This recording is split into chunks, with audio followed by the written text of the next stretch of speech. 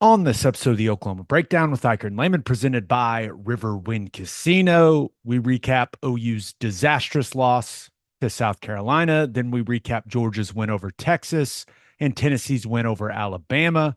And of course, we give you our winners and losers of the weekend. Please download and subscribe to the podcast, rate it 5 stars, and write us a good review. Follow the show on Twitter, Instagram, TikTok, Facebook, and YouTube. Just search Oklahoma Breakdown on any of those, and you'll find us. All right. Our man Michael Hosty will kick this thing off. It's time for the Oklahoma Breakdown.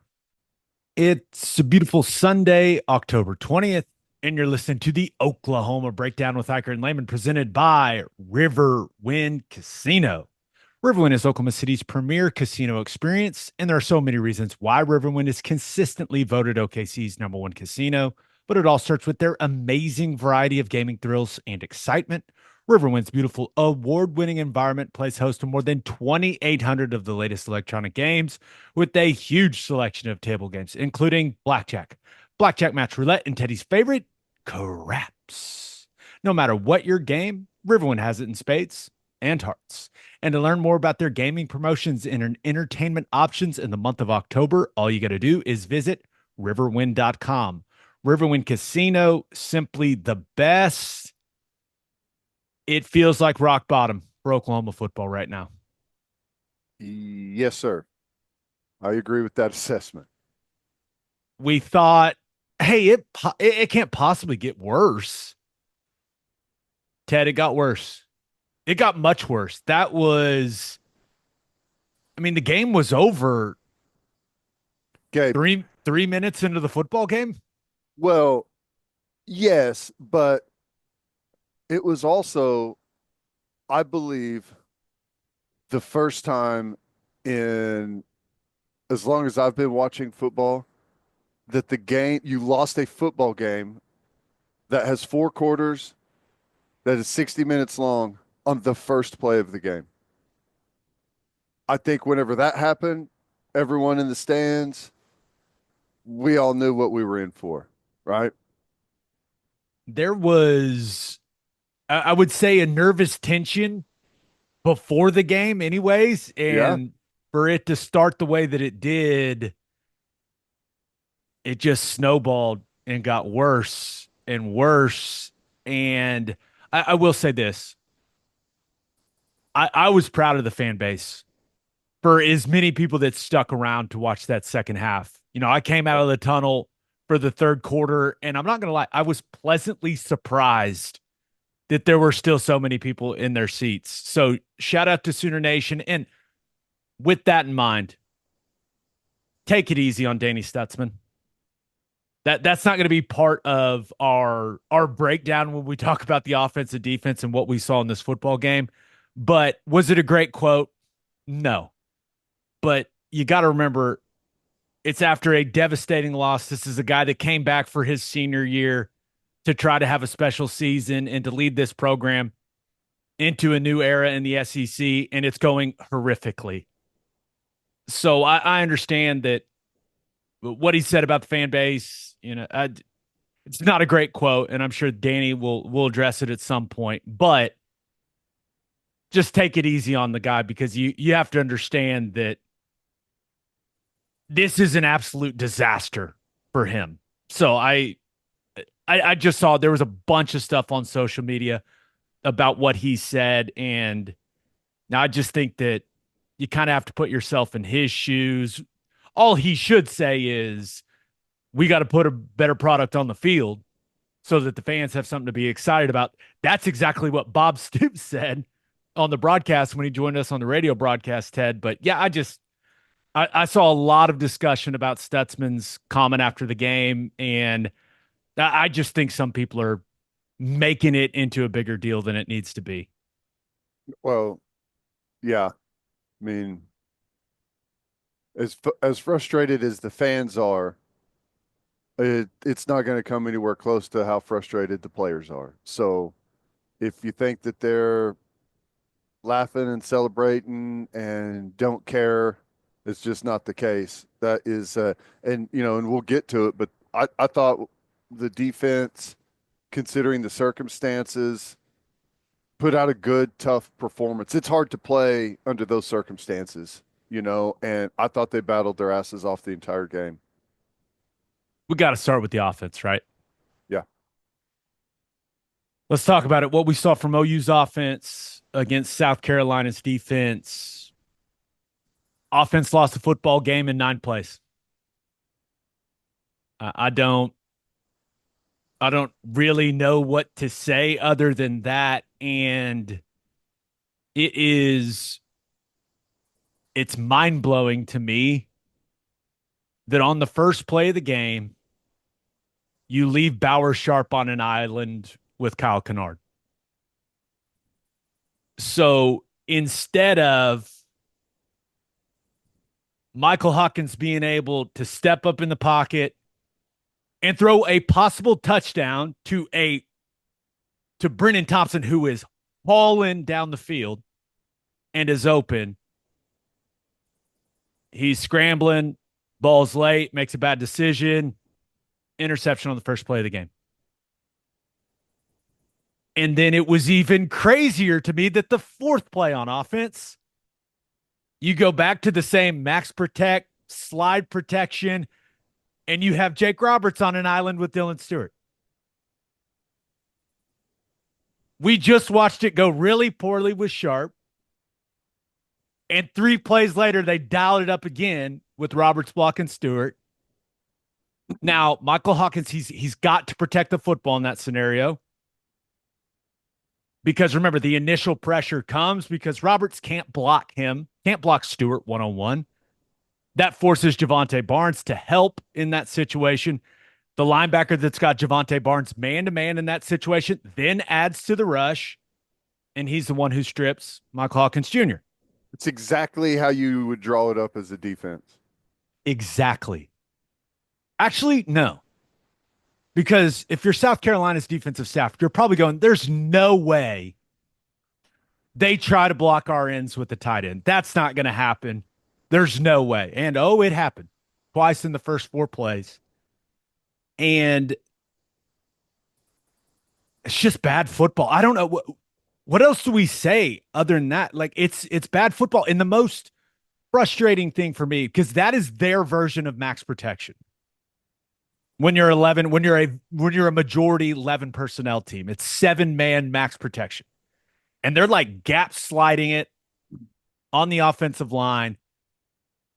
And they're leaving the tight end on an island, and the tight end's on an island, and they also have awful technique. Awful. They jump inside, and if you watch tape, when those guys feel people jump inside, they swim outside. Mm-hmm. That's what Kennard and Stewart has shown on tape. They're going to squeeze you in and then pop out. So it's a bad plan, and then it's bad technique and bad execution from those guys. Now, they shouldn't be in that situation in the first place. You know the most frustrating thing, dude? Later in the football game, they change how they max protect. Offensive lineman goes to the defensive end. Tight end kind of folds and fits inside. Pocket's clean. And there's no excuse that shouldn't have been the way that they tried to execute that concept on the first and fourth play of the game. Help me understand, man. What am I missing? It was obvious that 5 and 6 were a problem. And I love the aggressive mentality. Let's take a shot on the first play of the game. But when you dial that up, you have to go, okay, how do we handle 5 and 6 on this situation? And it's crazy to me that was the plan. It's like you check the box and you say, "Oh, well, we're max protecting." Like that should like that's enough. Like you don't have to come up with an individualized plan for maybe the 2 best pass rushers in college football. I don't know. I mean, there's an argument for that. You better have a plan other than just check the box and say we're going max protect. I liken it to whenever defenses are facing an incredibly athletic quarterback and they just say we'll spy him, and we put a guy to spy one of the best athletes in college football, and feel like that is going to be your plan against, a great quarterback that can run and scramble all over the place. It's not enough. So play 1 and play 4 for the offense, disaster. Leaving tight ends on an island. And then the other massive negative play is the ninth play of the game for this offense. And it goes back to the details. Man, this is not a detail oriented football team. And if you are not a detailed football team, it's really hard to beat good football teams. It just really is. And Michael Hawkins Jr.'s last play of the game, 6-man protection, and they're keeping a tight end to chip. There's only one problem. Bauer Sharp is chipping 46 and not 6. Now, 46 got after our tackles. That guy's a good player. Don't get me wrong. But Dylan Stewart is one-on-one with Jacob Sexton, who, for whatever reason, started at left tackle. He has not looked good at left tackle all season long, and pass pro has been his biggest issue when he's been at tackle. And they go with the 6-man protection. They're chipping the wrong defensive end. You have to know personnel. Javonte Barnes stays in and is just kind of hanging out in the pocket. Dude, if you're going to do that, go help 76, who is undoubtedly going to get beat by Dylan Stewart one-on-one in pass rush.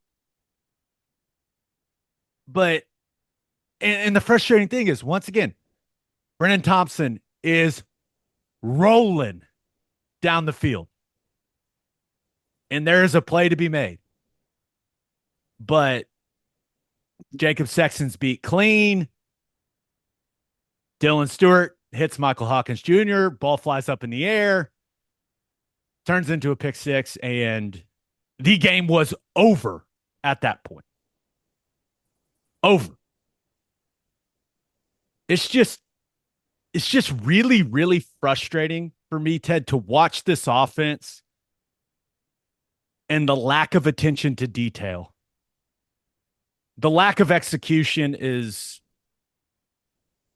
bad as well. Don't get me wrong, but the lack of attention to detail and knowing your personnel's weaknesses and knowing your opponent's strengths, just some of the things that they've done from a game plan standpoint against Tennessee, against Texas, and now against South Carolina, help me understand, Ted. Because this is obvious stuff. It doesn't take long to turn on the tape and go, you can't block 5 and 6 one-on-one with tight ends. And once you see it, that has to be at the front of your mind when you're building your plan. And I don't understand. I wish I could help you out. I mean, I agree. It doesn't matter. It doesn't matter what you're doing, whether it's football or it's anything else. What are the main roadblocks to us achieving our goal? Well, in this case, it happens to be the two edge guys that are playing out of their minds.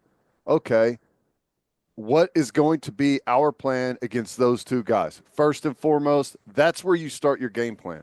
That's it. That's where you build your game plan off of that. What is our plan for those two guys? South Carolina is, I mean, they're good on the back end. They're solid at backer. But what makes them good is their edge guys. You have to start right there. It's where the entire game plan needs to be built. And you can't just check the box and say, well, max protect. And you leave, bad blockers tight end. Like it's a bad matchup, even if tight ends are good blockers.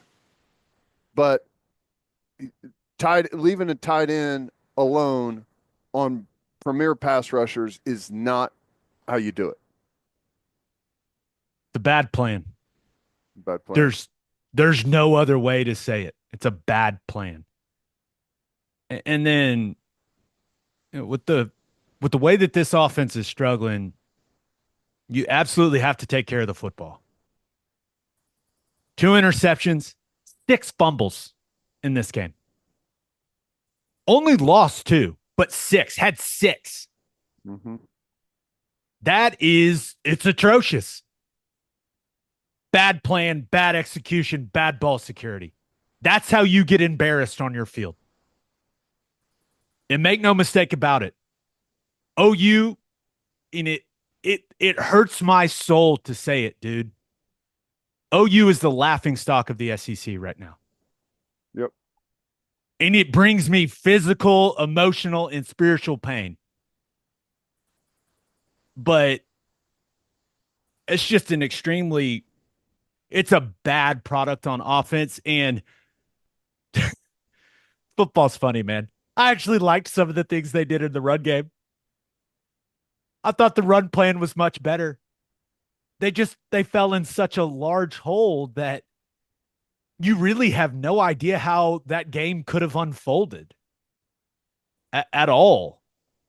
But in the run game, you saw inside zone, you saw split zone, you saw zone insert look good again. Only ran counter a couple of times, and it's what I call yo-yo counter, where the tight end looks like he's going back that way and then kind of retraces and is the second guy in the counter concept. But this offense continues to be incapable of producing explosive runs. Longest run by a running back was 11 yards. When they were there, I mean, I remember one specifically where it's blocked up good. Barnes, it's 5 or 6 yards in the clear. One player coming down, and it just puts the head down and tries to bowl through the guy instead of making a miss. Give us a cut, flatten out, give us a stiff arm, give us something to turn. You beat that guy, it's an explosive run. You're out the gate. We have one of the benefits of the earlier kickoff is, even though I was very sad and by myself, I was sitting on the couch watching a lot of college football on Saturday afternoon and Saturday evening. And it appears everyone has running backs that can make people miss except for us. Same. I mean, we had some friends over at the house watching football. It's the same exact comment from everyone. How come our guys can't do that ever? Run through a couple of tackles, spin out, fight, claw, cut back. I mean, I don't know. I don't know what to say. But before we get into the position by position breakdown, I know that this team has gone away from some of the RPO stuff. I understand that. But you have to have RPO answers when teams have 7 in the box or even 8 in the box and you only have 6 blockers. You have to. You have to have those answers. You have to have those answers built into your offense, whether it's a quick on the outside, a bubble on the outside. There has to be answers in those situations. And there's several times in this game where I'm looking at the tape and there's OU's in 11 personnel, and I can see 8 guys from South Carolina within 10 yards of the ball. That is not a recipe for success when it comes to running the football. Now, the answer is have wide receivers that can run by guys and connect on explosive plays and make them back up defensively. But you have to have, until OU can start connecting on some of those throws, you have to have answers to the crowded box. Because you do not have a bunch of bad dudes along the offensive line that are just moving people and putting defensive linemen and linebackers labs. Like that is not happening. So you have to have those pass option answers when you're getting these crowded boxes, because I think you're going to continue to get them, Ted, because no one respects this passing game. No one. No. Yeah, that's exactly what's going to happen. Uh, the way I view it is it feels like to me there is I mean, I guess you would call it, for lack of a better term, synergy. There's no overall approach to, because you have two different entities. You have your offense, you have your defense.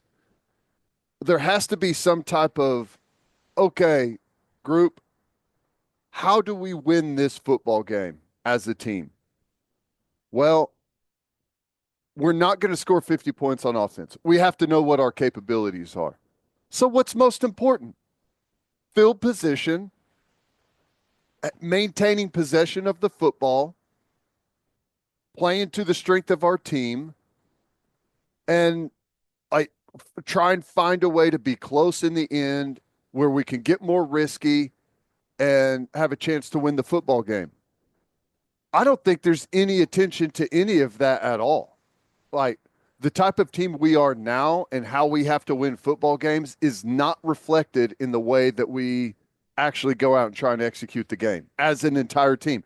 Not offense, not defense. Like they're not playing together to go get the ultimate goal. It's like we're just trying to score points over here and we're trying to get stops here. You have to play to one another, and we don't do that at all. I think that's I think that's a great observation.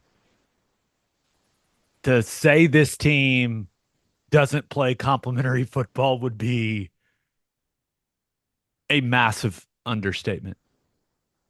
The best offensive player is the punter. Mm-hmm. I cannot emphasize enough how bad it hurts me to say that out loud. And a lot of people can consider a punter a defensive player. I've got to I absorb usually him do. onto the offense Yeah. because that I need some positivity offensively, Ted. And Luke Elzinga has been incredible. Shout out to that young man. He has done his job at an extremely high level. This game could have been way worse if he wouldn't have been so good. Let's get into the position stuff. 9 plays from Michael Hawkins Jr., 3 turnovers. Not good. I you have to protect the football. The first interception, ball's late. The fumble, scoop and score. You got to protect the football. The third interception or the second interception, it just arm gets hit. It is what it is.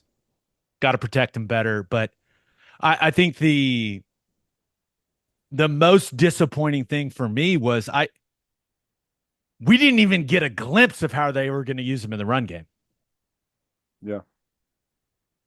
And how that could maybe open some things offensively. Played 9 plays and was gone. Yeah. So I cannot turn the ball over like that. I understand that, but also this quarterback situation, this is as bad as it can be. You bench Jackson Arnold, you bring in Michael Hawkins, hoping that he would bring some life to the offense. You can start doing some different things. He has gotten worse. You throw Jackson Arnold back out there, and Ted, let me know if you disagree. And credit to Jackson Arnold for staying ready. He talked about it after the game. It's been a very difficult time for him. Completely understand that. But he didn't do anything to make me feel better about this offense going forward. He was thrown in a horrible situation. But when you watch it, ball's late, Always. throwing a lot of fastballs to guys that are, 5, 6, 7 yards away from him, making it very difficult on his wide receivers. Panic. It's a panicked throw. Not seeing the field, not seeing coverage. I mean, he was 18 to 36 for 225 yards.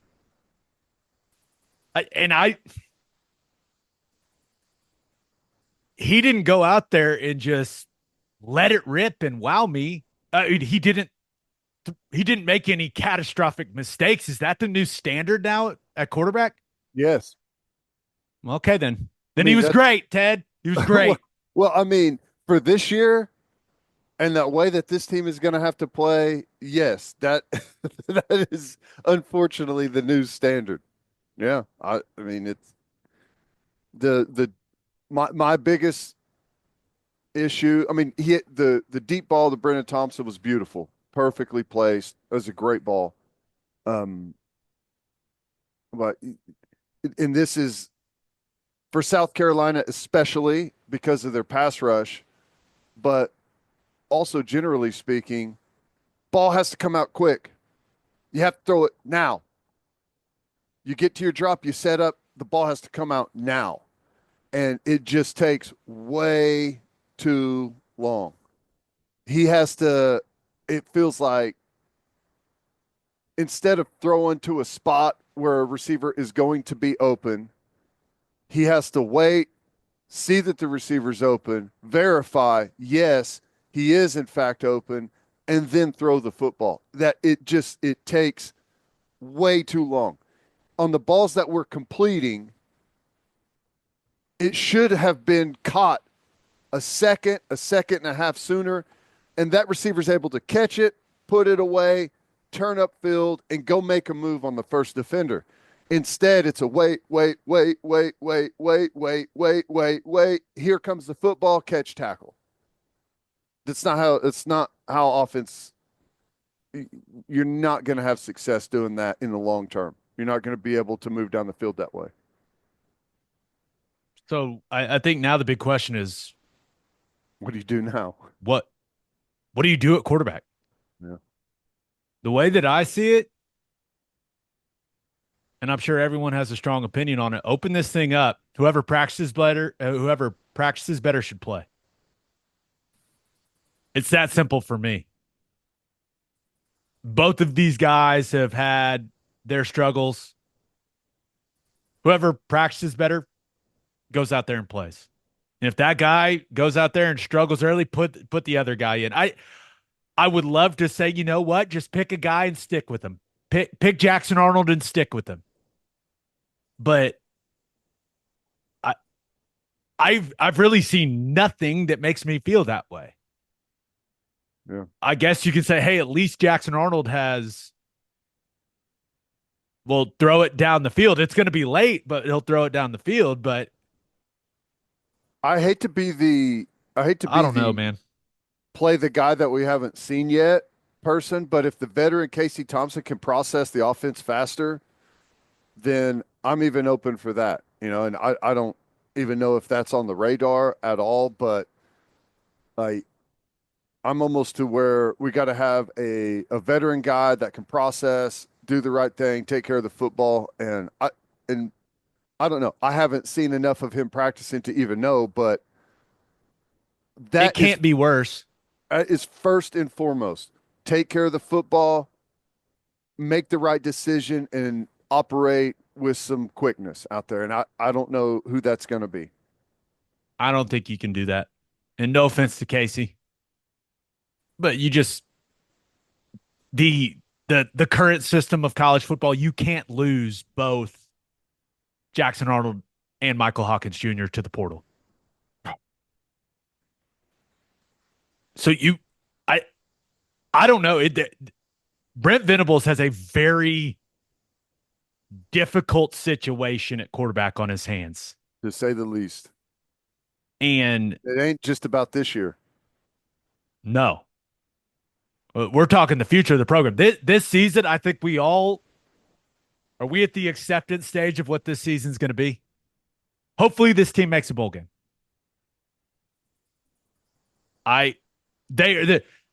When you look at the rest of the way, they're going to have to defy the odds to get to 6 wins.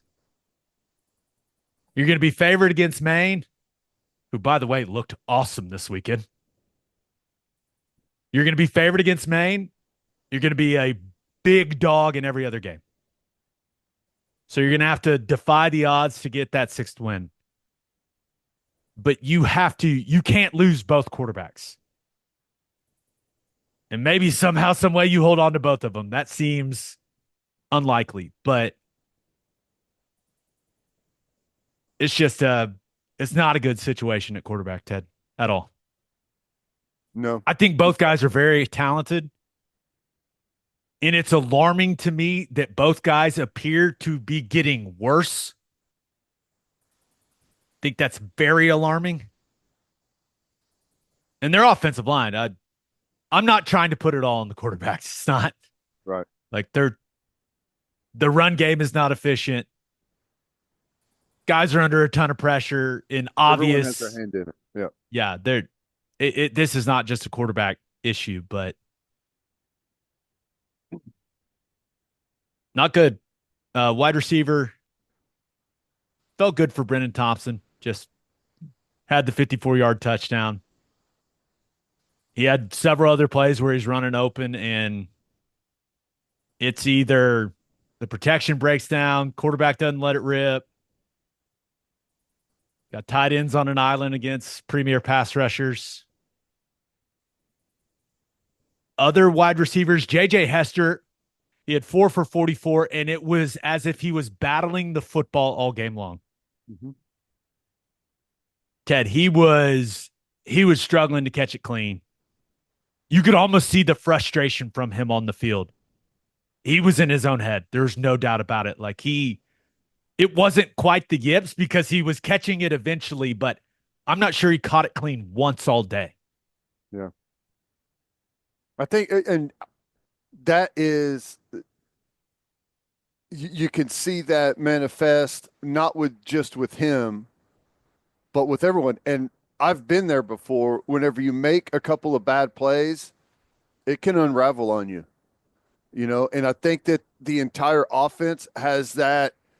Instead of let's take the field with some excitement, we're about to go, drive down the field on their ass.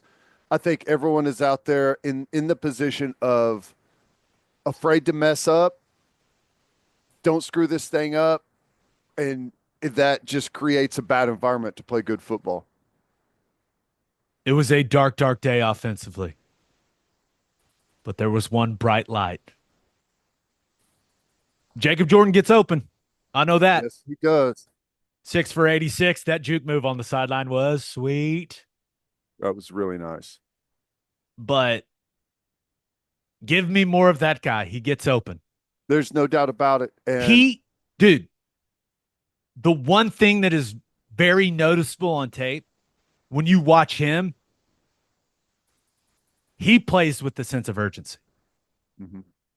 It's like he is desperate to get to his depth and to make sure his route is crisp. Like he is the sense of urgency in his route running and just the way he's flying around out there.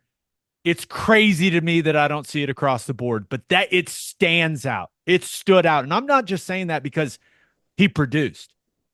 That comment applies to the place where he's not getting the ball. Mm-hmm. He's playing fast and he's just playing faster than all the other wide receivers. And it's coming from a guy that I bet got hardly any reps in practice during the week. The post-game interview, I don't know if it was you or Plank or maybe both of you guys, he wasn't expecting to play hardly at all. And he goes out there and he's money. And I don't know responsibility-wise if he had any minuses or anything, but there was a lot of good out there. And, I made the comment in the post-game that, was it the 4th and 16 that he caught on the sideline right past the chains? Was it 4th down? Yep. It's like it's a glossed over thing that it's 4th and 16 and he takes his route to 18 right past the chains on the sideline. How many times do we see where guys don't do that? And it's 4th down and you got to get 10 and guys are catching it at 8 or at 7 or at 9. I mean, just little attention to detail on stuff like that is not very common right now on this football team. Give me more Jacob Jordan. 100% agree. Just because of the urgency that he displayed. And hey, sometimes you can't explain it. Sometimes you say, well, it's the coverage they're in or whatever. I don't care how you explain it. The dude's open. Okay. I want guys that are open, and he's open. So I say, I think I made the comment to Toby. He said, do you think Jacob Jordan sees more snaps? And I said, snaps, I think he should be a captain next week at Ole Miss. Well, with how the captain system works, he just might be. Yes. Zion Reagan's still haven't seen him run by anyone. And then Zion Kearney, 0 catches. Running back, uh, I say the same thing every week about Javonte Barnes. Guy plays extremely hard. Thought he did some nice things in some of the zone run game. Just he's not going to be a guy that makes a lot of people miss. Could he have had the long run where he kind of rolls over when they called Sexton for the blindside block? How did that block look on film? It I I would I didn't think it was something that should be called a blindside block, because when you think blindside block, it's like you're Someone getting like this big crack or collision like coming across the field. Sexton, it you want to know the worst thing about it? Barnes is running whether that block happens or not. yeah. It's The way I saw it in live action is he just found himself downfield of where Barnes was. Barnes stays up and runs. A defender turns to follow, and he's there and he blocks the guy. yeah, What else is he supposed to do? yeah. Uh, Shield him, Ted. Yeah. Shield. I'm not going to get mad at Sexton for that play. I'll get mad at him for all the other stuff that's coming up. But Taylor Tatum, nice play on the wheel route, Mm-hmm. displaying the hands. He is an absolute liability in pass protection. It's tough to watch. They sorted But out that one twist game really nice, but he just didn't. I mean, he gets beat so clean that you don't even have a chance at quarterback. I when you look at him as a player, try to get him the ball in space as much as you can and try to have him blocking people as little as you can. And I will say that in his defense, running back very typically it is when you come out of high school, you're good with the football, not very good at blocking. I mean, it's rare to see a true freshman that's great in pass protection. So, and we have such small margin for error that it makes it even harder to be good in pass protection. Yep. Tight end continues to be just, I mean, this group's really hurting this football team. Bauer Sharp, got to catch the football. Can't drop first downs when you're trying to dig yourself out of a massive hole. He's just a liability when he's asked to block defensive linemen. Going back and thinking about how they used him against Auburn, kind of out in space, blocking smaller bodies. That was not the case in some of these plays. He actually looked good on the zone insert play. That's the I best agree. he's looked as a blocker all season long. He had some nice collisions in there and did some good things. So maybe you lean more into that, but the guy just cannot block quality defensive ends. He just can't. That has Well, been proven. And then Jake Roberts struggled, looked like he had a few mental errors and got benched.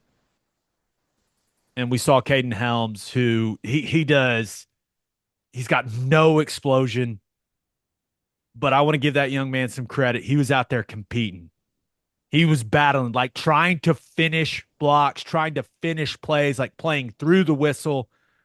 He went out there, wasn't super effective, but it was noticeable the effort that he was playing with. So I credit to that guy. He's been through a lot, coming back from everything that happened with that leg. And it was nice to see him out there, but I Well, I thought a lot of the young guys. I mean, this is the interesting thing. I thought a lot of the young guys looked good, and maybe it's because like the mentality on South Carolina defense has changed a bit at that point in the football game. But I I didn't see a whole lot of difference when we're playing a bunch of young guys out there. You know what I'm saying? So, out, and you still got to try and win every game that you're in. There's no doubt, but I mean, do you well, there's a is balance there between what we can win and what trying to what develop some younger players. yeah, what's the goal of the season now? I think that is a I think that's a serious conversation you have to have if you're Brent Venables and this staff is okay, what's the goal of the season now? And you want to be fair to your seniors, the guys, especially the guys that have been here for a long time, Mhm. guys that have put the time in and put the work in. But I don't know. I don't know if I don't know how you balance all of that. That's why they get paid a lot of money to make decisions like that. Let's go through the offensive line really quickly. Michael Tarquin, this is the team's best offensive lineman. It's not even a conversation. Thought it was very strange that he did not start at left tackle, but once it became clear that Jacob Sexton was not going to hold up at left tackle, came into the game, played a very solid game when he was at left tackle, and I think he was at 55 or 56 plays at left tackle. They bring Logan Howland into the game. He flips over to right tackle, and he's struggled at right tackle. Gave up a couple sacks, just did not look nearly as technically sound at right tackle as he did playing left tackle in the football game. That's a continuation of what we've seen with him at right all year, right? I mean, left Yeah, is he's comfort he zone. looks comfortable at left tackle. And considering the quality of players on the edges for them, I thought Tarquin was that is as good as you can ask for from Michael Tarquin in that game when he was at left tackle. Uh, Jacob Sexton, I I have zero doubt. I mean, he's an Oklahoma kid. Everything I've ever heard about the young man is that he's got a great work ethic. I have zero doubt that he cares deeply about this program and his team, but he's killing his football team. Bad, bad football from 76. Technique is horrible. Pad levels, awful. Feet, bad. Hands, horrible. No physicality, no confidence. He's bringing nothing to the field. It's shocking for me to watch a guy that has his physical gifts to watch his play deteriorate the way that it has. This is the worst game of his OU career. And whatever he needs to do to reset and to get back to playing with physicality and good technique, whatever he's got to do, he's he's got to go do it because he's hurting this football team, man. I mean, it's it's tough to watch. Uh, he is he's a liability in pass protection at tackle. Can't play that guy at tackle, especially when you consider the quality of defenses OU's got on the schedule the rest of the way. I mean, he had two pass pro, like true pass pro snaps at tackle, gave up a QB hit that resulted in an interception on one of them. I I don't know, man. He has not. developed, he's gotten worse. And that's not how it's supposed to happen. So that's disappointing. Hito Zada, I mean, the guy played nine plays in the football game, and I think he got pulled because Sexton was struggling at tackle, and they wanted to put Sexton at guard and bring Tarquin in the game. Ozida had a couple of snaps where I don't know where he was going or what he was thinking, and maybe that was why he got pulled. But I think it was more to do with Sexton not holding up on the edge. So got 9 plays from Ozida. Starts the football game, plays 9 plays. Center, Troy Everett, it's just up and down for Troy, which is to be expected with him coming back from injury. Thought he had a really rough start to the football game. Kind of settled in as the thing went along. He's got to do a better job of getting the offensive line targeting the proper guys. You remember all the communication we saw at Auburn? Mm-hmm.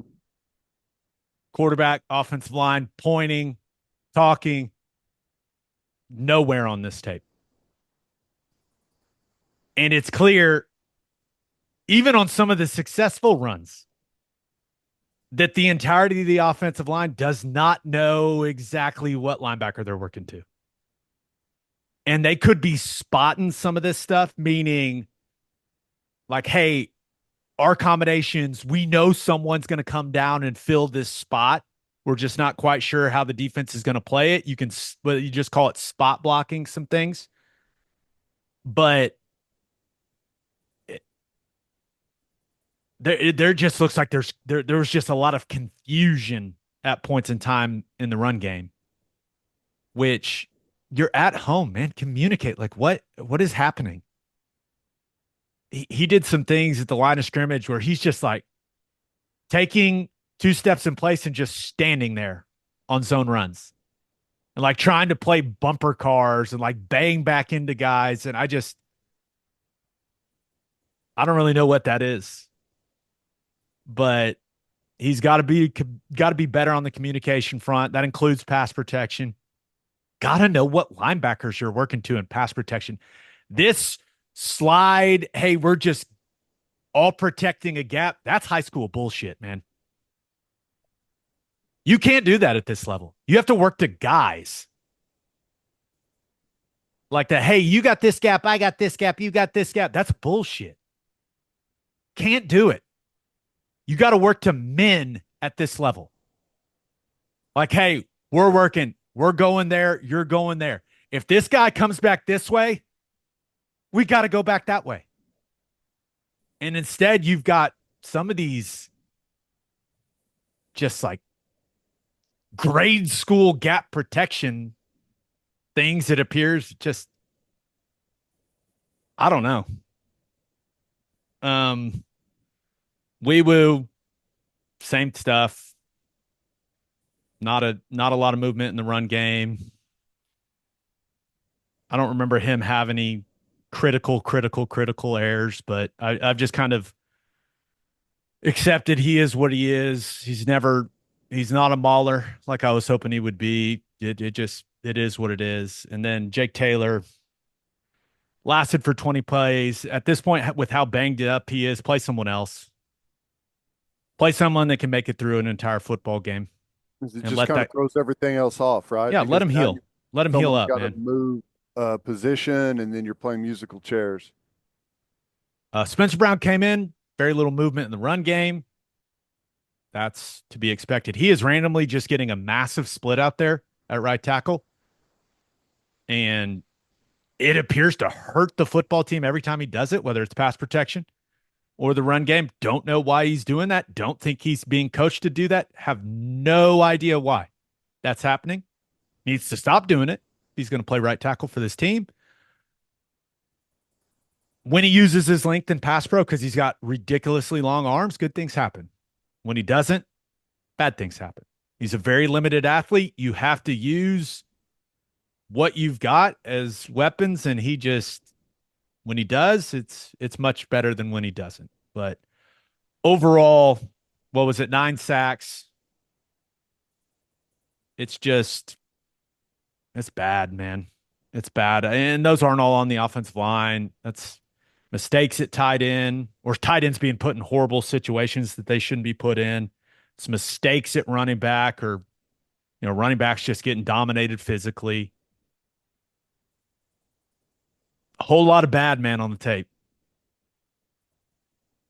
Yeah. Whole lot. That's, unless you got anything to add. I know we went long on the offense there, but it's just,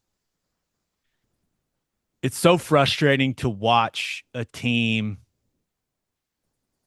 who, when you don't have the personnel, it's one thing, okay?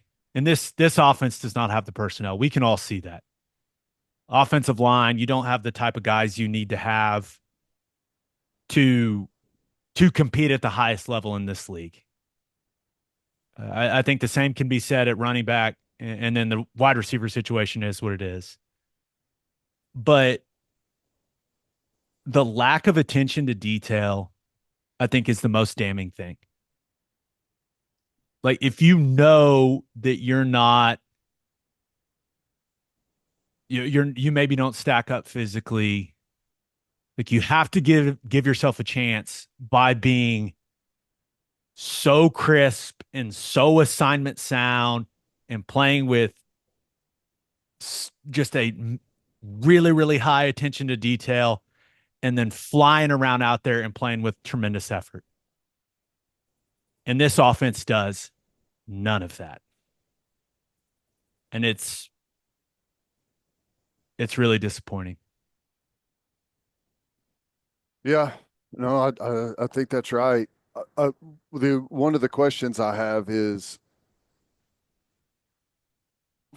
front wise, we see pretty much the same thing week by week, right? You're going to get, I mean, most teams do a combination of the same things. You're going to get a lot of bear front. You're going to get true, like 4 down, even, and you're going to get some different combinations of odd. Yeah, four But down odd.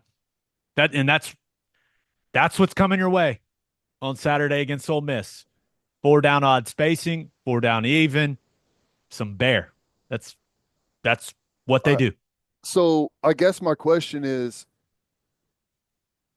most of the concepts that we've seen now, you could take some of the stuff out from the Texas game that they threw in, but most of the concepts that we run, whether it's gap scheme stuff or it's or inside zone, whatever, most of the run concepts are the same and the blocking concepts are the same.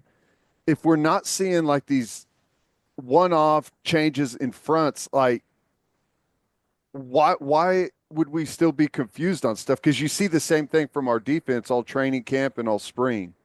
You know, you know what I'm saying? I have no idea. Because it's not like it's like those run plays that like whenever you install them against all of these fronts that we see and these boxes that we see. I mean, it should be pretty standard stuff, right? Yeah. I I have no answer for you. Can we talk about the defense? Yes, Let's please. just talk about the defense. Yeah. Let's talk about what we saw from OU's defense against South Carolina's offense. But first, hitting the highway, remember to stop at Love's Travel Stops. You can't miss the heart of the highway. And with the Love's app, you can also save big. How big? 10 or 15 cents big. Save 10 cents per gallon on gas and 15 cents per gallon on auto diesel. Save with the Love's app today and be welcomed by clean places and friendly faces. Certain conditions may apply. See loves.com for details.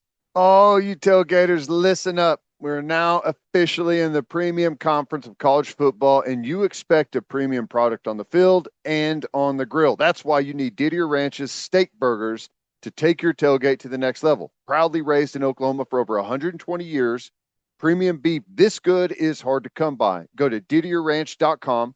That's DIDIER ranch.com. Use promo code Oklahoma15 for 15% off your order. Didier Ranch, tradition plays better and tastes better.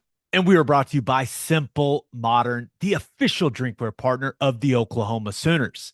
This season, Simple Modern is creating unique drinkware for each home game. So get your exclusive refillable Sooner cups at any of the remaining home games. And when away games have you cheering at home, get your OU gear at simplemodern.com or Amazon's Simple Modern shop, along with more than 100 partnerships with colleges and professional sports teams.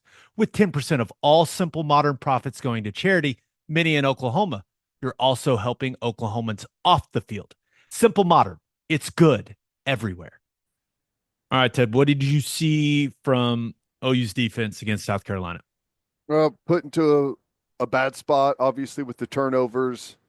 Um, we're on their heels that first possession. And I still think we probably would have got a stop on that first possession, but we had a big missed tackle. Sellers, who's, I think he's pretty solid athletically out there. He moves, he moves really fast, effortlessly, if that makes sense. He plays at a very high speed, and it looks like he's not spending a whole lot of effort out there, which is a nice thing to have.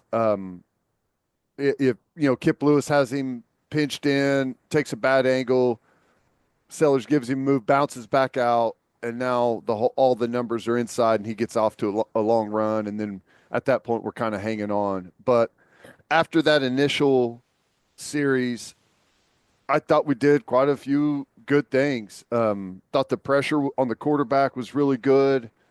I thought the backers, for the most part, were really solid. Physical game. Stutzman, I think, ended up with 16 tackles was the last number I saw. If that's changed, I don't know.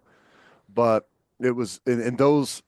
I mean, we talked about Rocket Sanders coming in, low pad level, 230 pounds. That's tough duty. 16 tackle, and they weren't all on him, but that's a tough physical day.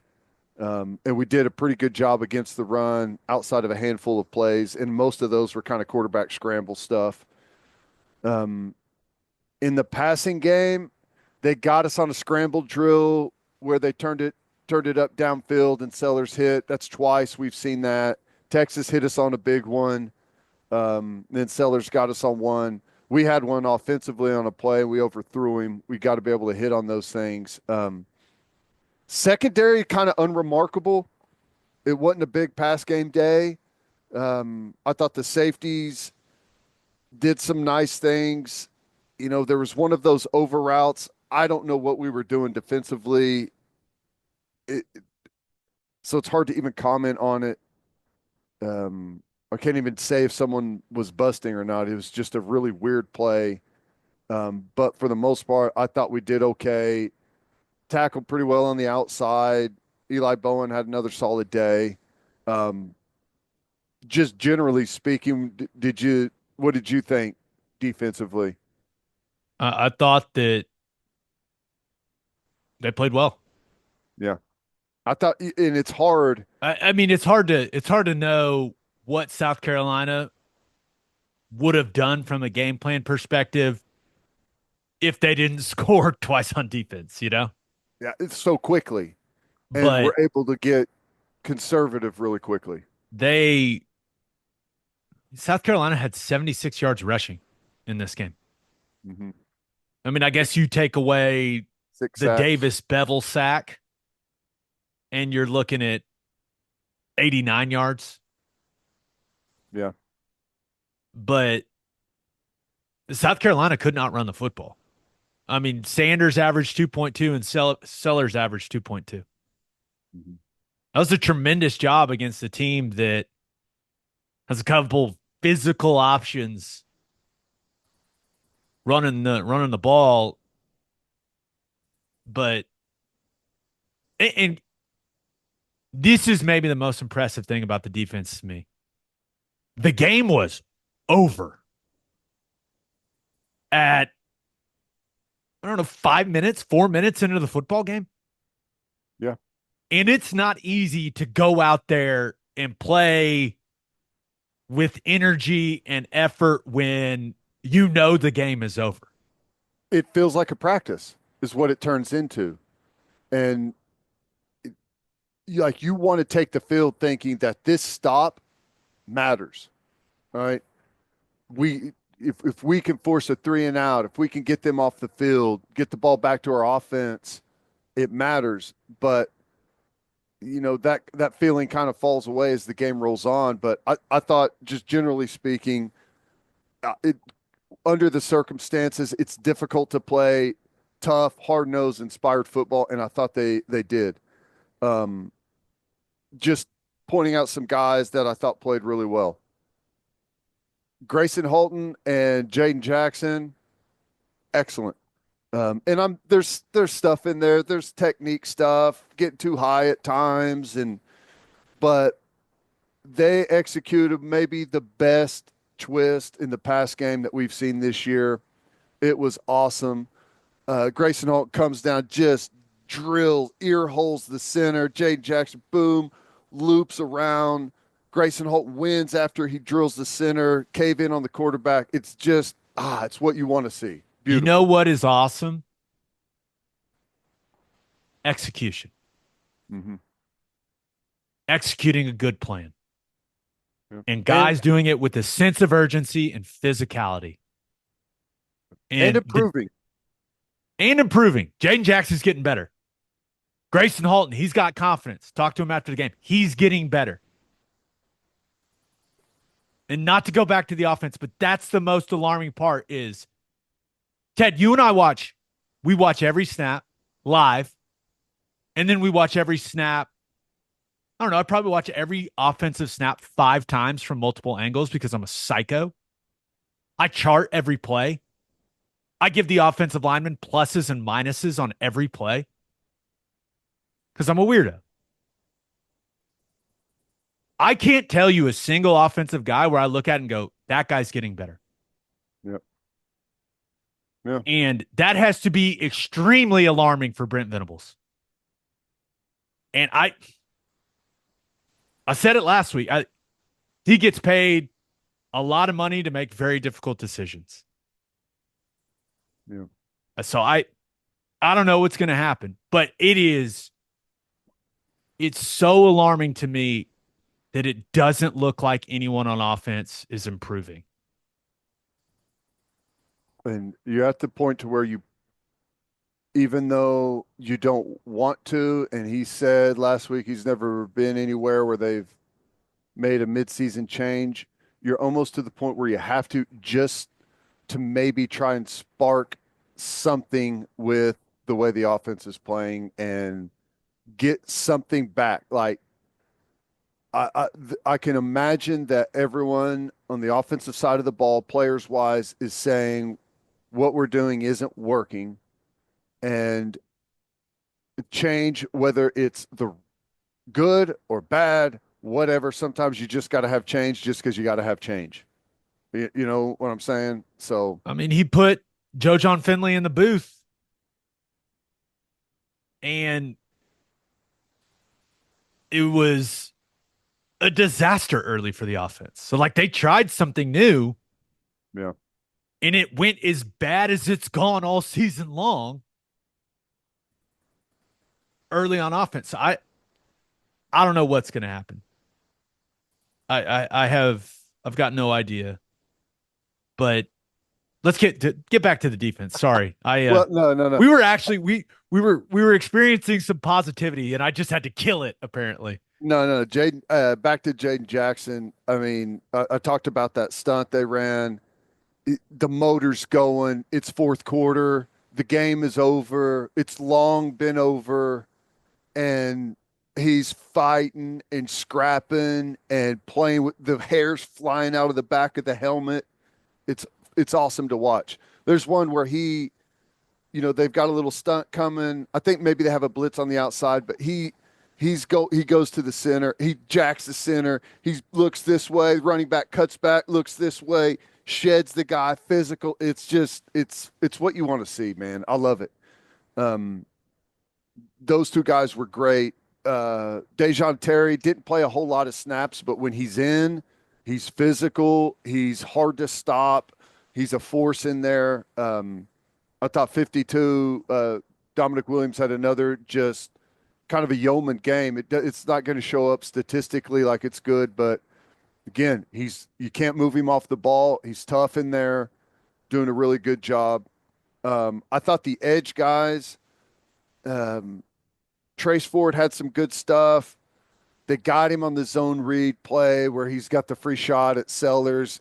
He flattens out a little too much because he thinks he gives it, and then he's like, all of a sudden, it's out the gate on us. But he did a good job flying up the field, putting pressure on the quarterback in that read game, and made a couple of nice plays because of it. Um, I thought Ethan Downs gives you exactly what Ethan Downs gives you every week, in the right place, playing hard. He's tough. He's physical. He's hard to move. Um, I thought, sorry, I skipped over David Stone, played on the interior, had a couple of really nice plays. All he needed was a cast on his arm to all of a sudden become kind of a badass pass rusher. He looked good. He clubbed the hell out of someone with that cast. Keep it on. Just popped him like that. Get an inside move, clubbed him with that cast, and came back out. Looked pretty good. Did some really nice things. And again, game over. Excited to be out there playing hard. It's not perfect. He's still a little high, but you love what you see from him, the effort, and I think there's good things coming. So He's showing some signs of improvement. So along the lines of the excited thing, I do want to give Stutzman some credit. Being down there on the sideline, nearly the entire second half, and especially in the fourth quarter, he kept getting the defense together and basically saying, "Hey, there's a standard of how we play defense here, Mm-hmm. and we're going to go out there and we're going to play. We're going to fly around." Mm-hmm. And that's what they did. Yep. So, I mean, I thought that was impressive leadership from Stutzman. Yep. Edge guys, talked about Trace Ford. I thought our Mason Thomas was again really good, except for the offsides thing. And that part is frustrating. Those things are going to happen on defense, okay? You're going to get guys that are itching to get to the quarterback, that want to make a play. We're down. They're going for it here on fourth down. I got to make something happen.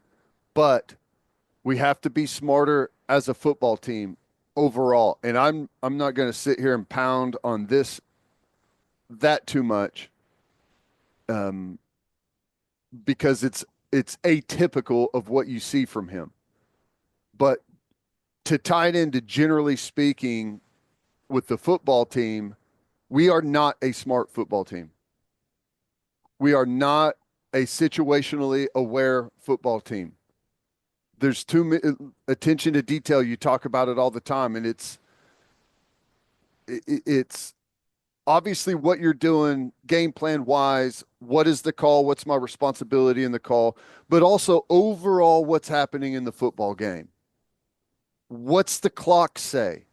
What's the down and distance? What are they going to try and do? What do all teams do in these situations in the game, whether you're backed up, whether you're going in, whether it's a 2-minute drill, the clock's ticking down? Like, you have to know situational football. And as a team, I think because like offensively, we don't know what we're doing, and we're wrapped up in the moment as to what the heck am I supposed to do on this play. I think we lose track of the bigger picture. I mean, that's just an overall team thing. I mean, that happens. I had list of mistakes that I made during the game, and there's just a bunch of them. And they're mistakes about like how you generally play the game. But outside of that, I thought our Mason Thomas had another really strong game. I thought, PJ came in late and got some good reps late. He is, without really even trying, because of the length, and I think he is just a walk around strong guy that he does some really good things whenever he's engaged with the guy. He does some really good stuff. He's hard to move for some of those players, and he's knocking some guys back. He got the sack late. So I do. It's been slower for him, I think, because of some injury stuff, but there are some signs of improvement there. At backer, I thought Kobe McKenzie had an all-around strong game, better in some pass coverage stuff. There's a couple of times in the run game, I just want him to go. It's there, you know it, you're in the right place. Just go and make the play. And he's kind of shuffling, staying square, which I like, and coming to make the safe tackle, which, this is one of the things that I talk about frequently is you have to know what type of tackle to make. Is this a chance for a knockout shot, a big physical, big impact play? Or am I in space and I need to throttle, maybe get run over and drag a guy down? Am I out on the sideline where I can just angle, use the sideline, make a safe tackle? They have to snap it again. Like, that's one thing that we need to improve on. But there's a couple where this is a knockback tackle. This is it, trigger and go, and he's kind of throttling and waiting a little bit. But assignment wise, thought he was really sharp. Kip Lewis, he missed a couple of tackles, and he was really frustrated by it. It goes back to what I was just talking about. Know the situation. Quarterback scrambles on me. This guy's dangerous. Here's all the numbers inside of me. I'm outside in. Without a doubt, I cannot lose my outside in leverage. That's the only thing that matters right here. Not a time to go blow up the quarterback. Contain him, outside in, keep my angle. If he cuts back into me, great. He's going to run right into me and make the tackle. If I'm a little too wide, I'm outside, and he keeps it inside of me, no problem. I can chase, and I've got a bunch of numbers in there. Those things have to happen immediately, and they have to become second nature. But outside a couple of those plays, I thought he was good. I thought, considering the circumstances, not just the circumstances in the football game, but the circumstances in the season, the fact that Danny came back for a senior year whenever he could have gone to the NFL, I thought this is one of my favorite games that he's played. And it's not perfect. There's a couple of things in there. There's always going to be a couple of things in there. But like you said, on the sideline, game has been over for 3.5 quarters. He's rallying his guys. He's playing a tough physical game, made a ton of tackles, 16 tackles, leader on the field, pointing, communicating, getting lined up. It's everything that you want in a football player on your team. That's it. That's what you want. You want a bunch of those guys. So, whatever he said after the game, I don't know. Don't really care about it. What I care about is what do people's actions say about them. And his actions say that he's putting everything in his life up to this point on the line for this football team that is struggling to stay above water at 4-3 right now. So I got nothing to say about him except it's excellent. And I thank God that he's on our football team this year. That's what I say about Danny Stutzman. Mentioned the secondary, not a whole lot there. A handful of plays by Bowman and Robert Spears Jennings, but this is kind of a front seven type of day because of the way it unfolded early. I know those guys are frustrated. It's tough to go out and like where Oklahoma's defense is statistically is simply a product of what's happened on the other side of the ball. This football game, what was it, 35? Was that the final 35-9? Yep. The defense gets credited for giving up 35 points. Okay. And I think everyone understands that the defense did not give up 35 points. And I think what some people forget is we didn't force any turnovers in the game. Well, why didn't we force any turnovers in the game? The main reason we didn't force any turnovers in the game is because we're down 21-0 with 4 minutes off the clock, 5 minutes off the clock in the first quarter. And now a team that has been bad at turning it over doesn't have to press to make plays, right? We can call it conservative. We can, if it's not there, eat it, we'll punt it, right? We'll run it on 3rd and long, see what happens, try and spring something. So, and it's the same thing in the Tennessee game, same thing in the Texas game to a large degree. Like whenever you are within a score and you're tight in a football game and the other team has to move the ball to win, well, that's whenever opportunity arrives. That's whenever you can get in 3rd and long and change some things up and come after the quarterback or change the look on the back end. And he is in a position where he's trying to make a play happen and he turns it over instead of eat it, scramble, or they just call a screen pass. If it's there, throw, we'll see what we get. If not, throw it in the dirt, we'll punt the ball. So some of that, where we're at statistically, is a result of the way things have unfolded, but they have to find a way to continue to be motivated. I'm not really worried about it. I think that this group has shown that, but you got to just keep battling and see what happens. And, all in all, solid effort. And I think we got out of it healthy again. And I didn't mention Desan McCullough, I thought came in and did some good things. They had him at inside backer in a couple of looks, and you know, he looks good there. He's starting to move really well. There's a couple of plays where he redirects, and because of his length, still gets in on the play. And just, I think we're going to see him continue to be sprinkled in more and more in some unique spots where they can use him, and I think he can have a big impact there. Defense gave up 256 yards. They had 6 sacks and 11 TFLs. It's a nice day. It's a nice day. If you would have told me that, I would have said, how much did we win by? Mm-hmm. But unfortunately, the offense is a complete disaster. And we lost by a lot. And it was a random score. I hate random scores. 35-9. It's hard to remember. Yep. Anything else, Ted? I guess got to get to call your shot, I think that's it. which Yep. got a lot of strong opinions I from imagine. the listeners. I thought this one from at OKC Fire Dog was interesting.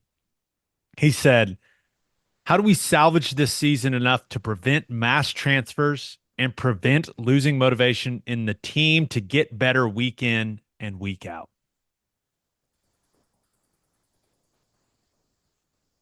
That's a good question.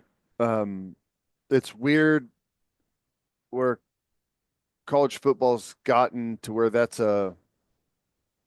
is a real concern. And I don't know. I, I don't know, honestly. I think that you have to continue to battle and hopefully you find some areas, but there has to be some type of change. And with that change, you hope you spark something and there's hope for the future. If there's not hope for the future, it becomes very difficult not only to keep your guys, but to convince other guys to come play. This other one comes from at the CJ Stager, who says that we should spend every dime on premium offensive linemen this postseason. I don't care who is the offensive coach or what the scheme is. What matters is getting big boys up front that can block. I agree. I don't know. It's hard to say. how many teams are saying that same thing? Everyone that doesn't make the playoff, probably, like to some degree. So how do you actually pull that off without just an enormous amount of money? I'm not exactly sure. Um, you know, You got a couple of really talented freshmen coming in, hopefully. hopefully. And is it unreasonable to say, hey, we may start two freshmen at tackle? LSU did it a couple years ago, and look at those guys now.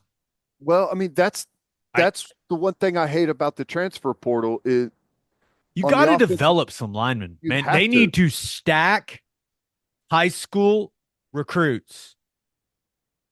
You need more bites at the apple, in my opinion.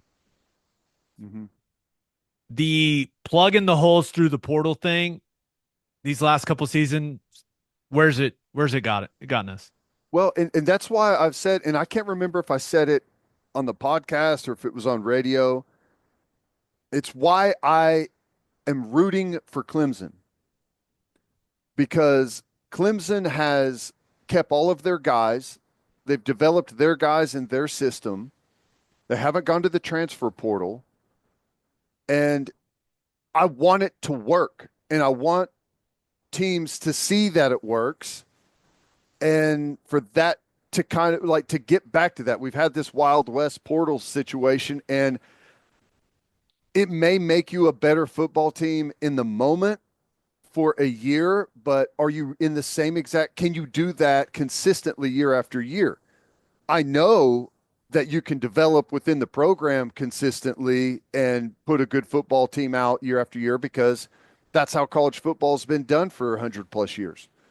So, I mean, we're in purgatory right now with the transfer portal on the offensive line because you just keep throwing guys at it for 1 year, and if it doesn't work, then you have to start completely over at ground zero the next season. It's a tough place to be. Get a bunch of young offensive linemen in, try to develop them as good as you can and see what guys hit and what guys don't. That needs to be part of the roster building strategy, in my Yeah. opinion. Yeah. And I would apply that to every team in college football. That's how I would go about it. This is the most important thing is getting quality offensive line play. Because you have seen what it looks like if you don't, and it ain't good. So Yeah. we'll see. You ready to talk about the headliners? Let's do it. All right, let's talk about these big time games from week 8 in college football.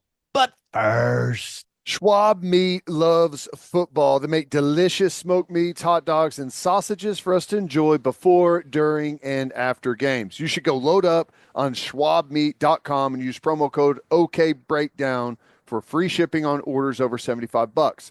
Schwab also loves football players in Oklahoma. They partner with Danny Stutzman and Nick Martin. Those two linebackers got the dog in them. Schwab should know dogs are what they do. Schwab Meat, the official hot dog of game days. and three things matter in banking: service, service, and service. And First Fidelity Bank's commitment to exceptional service is more than a promise, it's their foundation. FFB has been by your side for over a century, and they are honored to be a part of your journey. Banking isn't about where you've been, it's about where you are headed.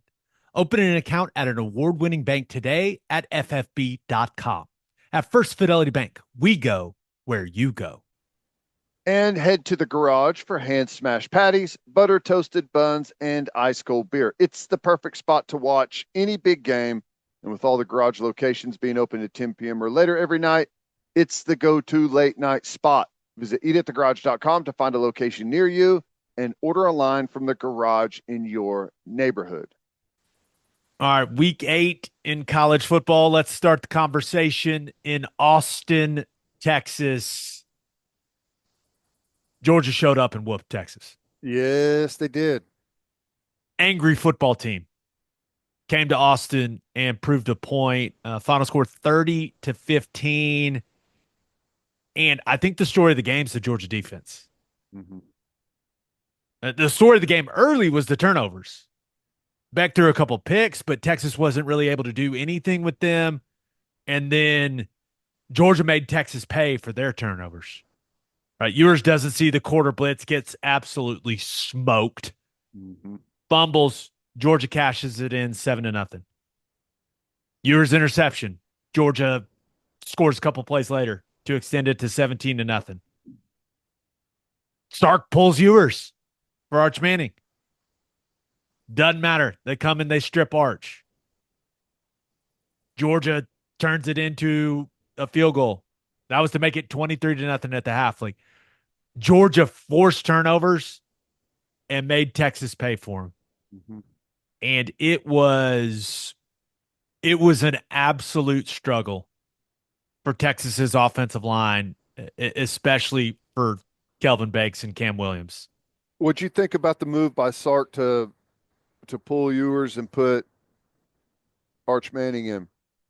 Kind of a desperate, we just need a spark. I I had no problem with it. First of all, I completely trust Steve Sarkisian's opinion on his quarterback room. Mm-hmm. But I mean, Ewers, he did not play well against OU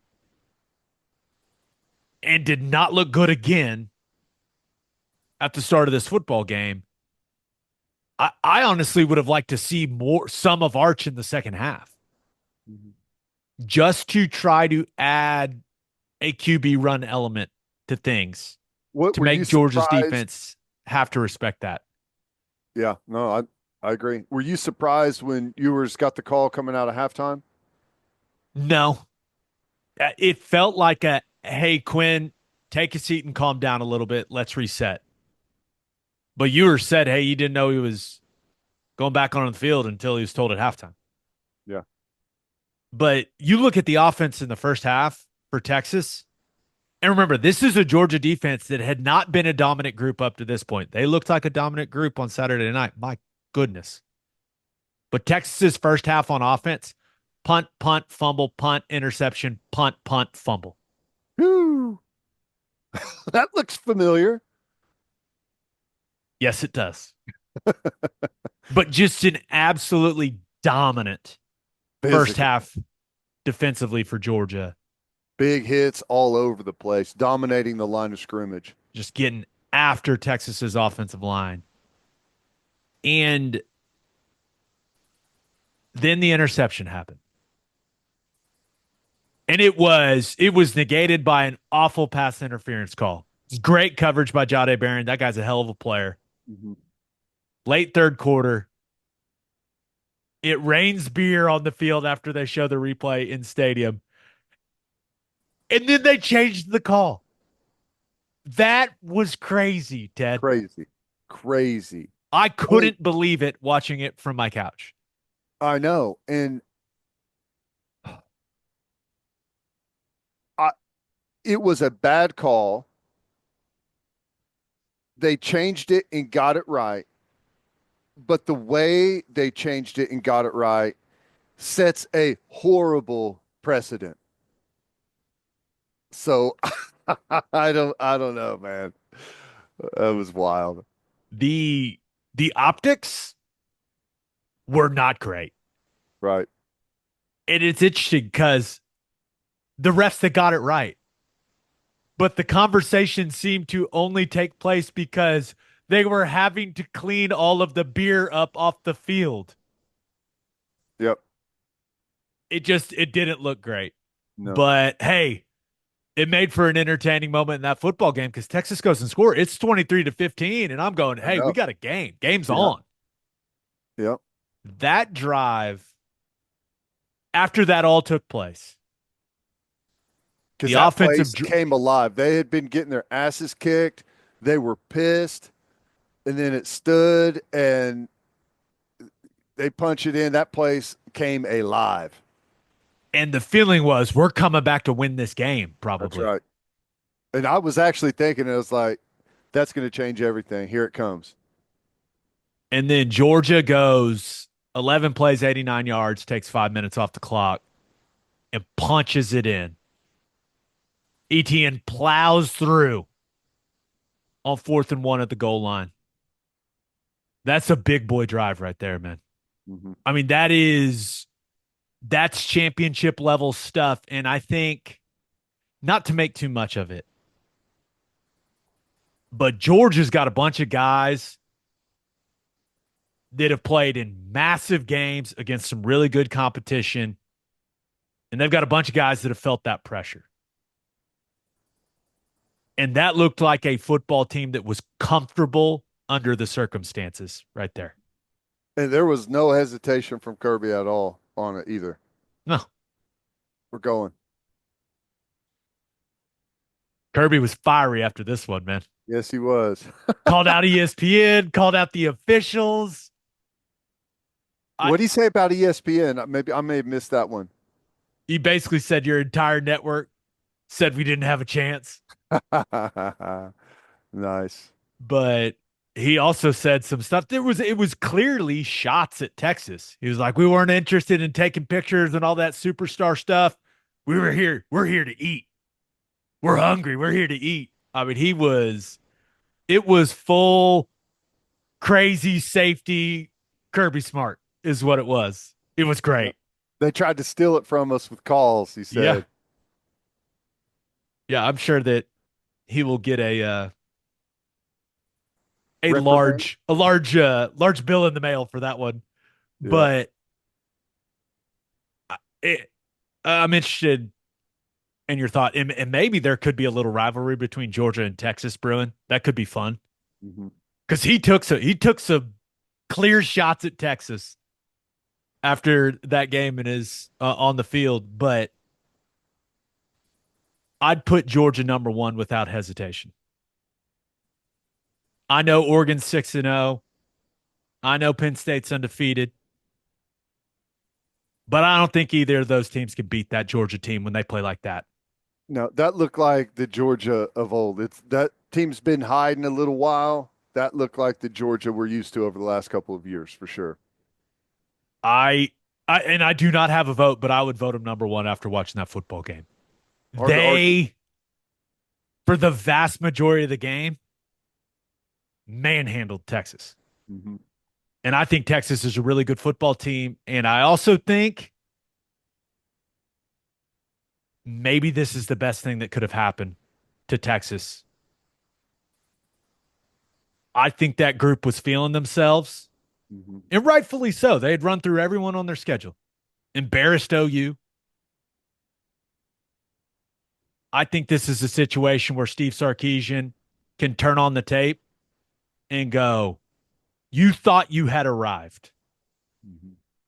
Here's what it looks like. Here's the standard, right? Georgia is the gold standard in college football. There's no debating that. And they came into our house and whooped our ass.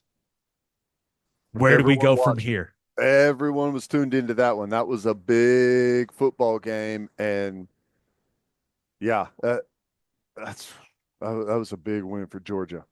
Big. But I think it gives Sark, they still have all of their goals in front of them, right? Hmm. Still can go play for an SEC title, still in a great position to go to the college football playoff. But now he can go, guys, we got to get back to work. And I think there's power in that for Steve Sarkisian. And I'm interested to see how Texas bounces back from, let's be real, a really disappointing performance. Hmm. We'll Yep. see. We'll see. Yeah, that what they got. Texas has what Vandy coming up. That's on the road. That'll be an interesting game. Obviously, they play A&M late, who's still sitting atop the conference right now.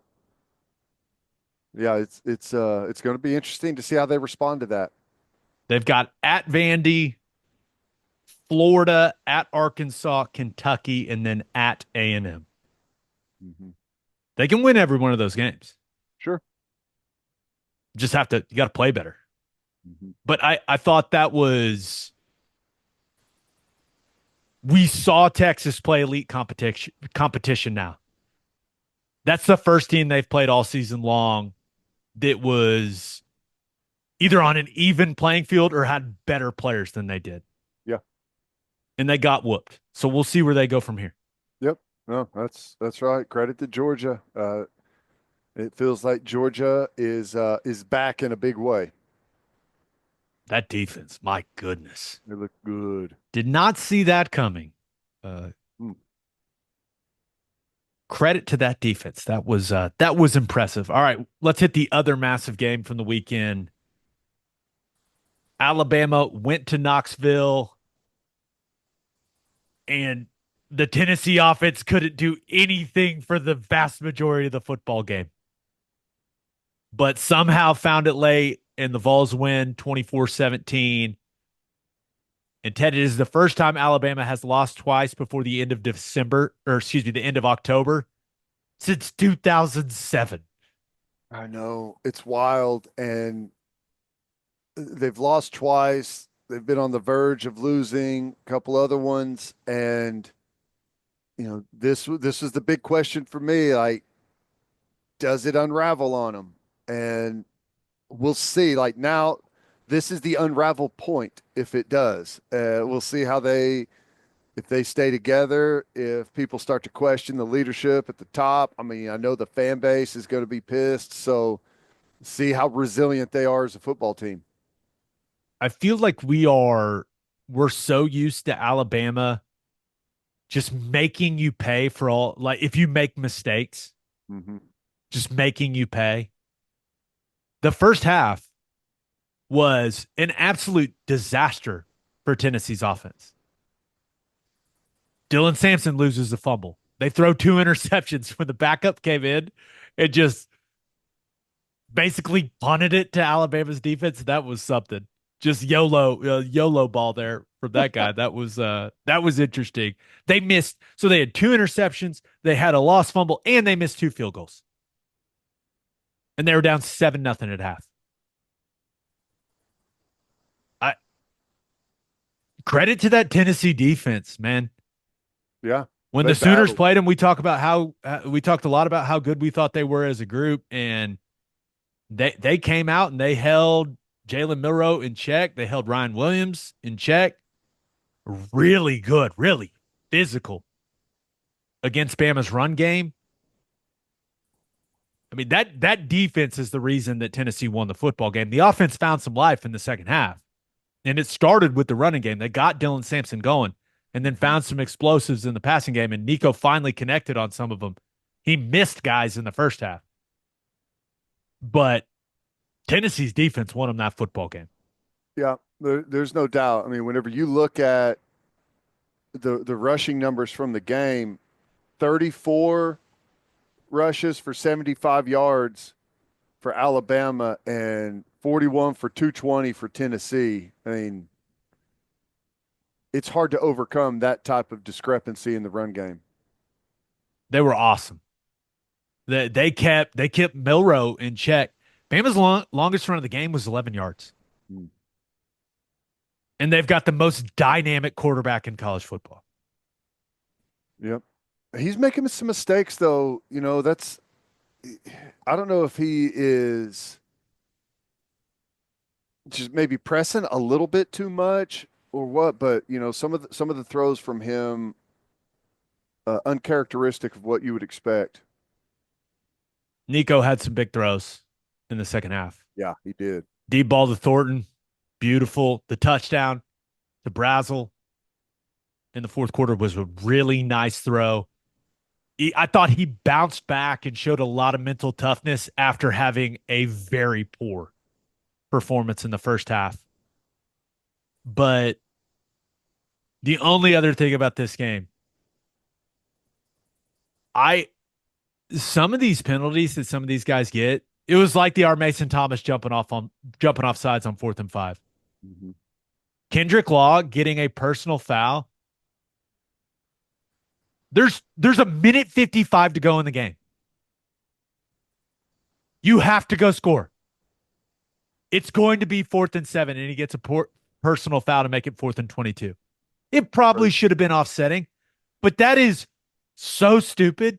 It's unbelievable. And what it does is you already have this group of Bama fans, right? That, hey, DeBoer ain't Saban. This team ain't disciplined. Nick would never let him do it. You got wide receivers on 4th and 1 shooting fake jump shots out on the edge Yeah. in a big rivalry game. The discipline's not there. And then you see these things and you go, huh? It's kind of hard to argue. That's an Uh, insane penalty to get. yeah, it is. It's crazy. And it's what it ended up making what 4th and 22 coming out, and they try to dump it underneath and run for it. Yeah, which was an even crazier call. Hey, it's 4th and 22. You got to throw it to or past the sticks. It looked like that was their plan though. Oh, yeah. And I don't know I, if he was supposed to be someone crossing, and it was like, you throw the hook up and he tries to run this way, draw the defense, and then you toss it to a guy back coming under. But there was no one underneath. It was like, go get it. I was watching it and I went, wait, what? I I don't know how that's the call in that situation, but they shouldn't have been in the situation in the first place because Kendrick Law has to be smarter than that. Right. The the Bama fans, so you've got DeBoer's wardrobe, hot topic. And now the clip of I think it was Jeremy Bernard and Ryan Williams on the 4th down play out, like shooting the fake jumpers. If you haven't seen it, go find it on Twitter. Go talk to any Alabama fan. They have a strong opinion on it, I guarantee you. But these little things, man, Bama did it one way for so long, and it just it just feels a little different. I mean, they're It still is. a good football team, Ted, but it Right. does feels a little different. It does. And, I said it after I watched that South Carolina game in preparation that, Alabama's defense is not the brutal, physically dominant group that they've been in the past. It doesn't look the same. Not that it looks bad. I mean, there's some bad moments for sure, but just when you talk about it, just generally, whenever you watch that team, it is not the physical presence that they've been. Well, Tennessee's defensive line controlled that entire football game, and so it's kind of hard to argue. Mm-hmm.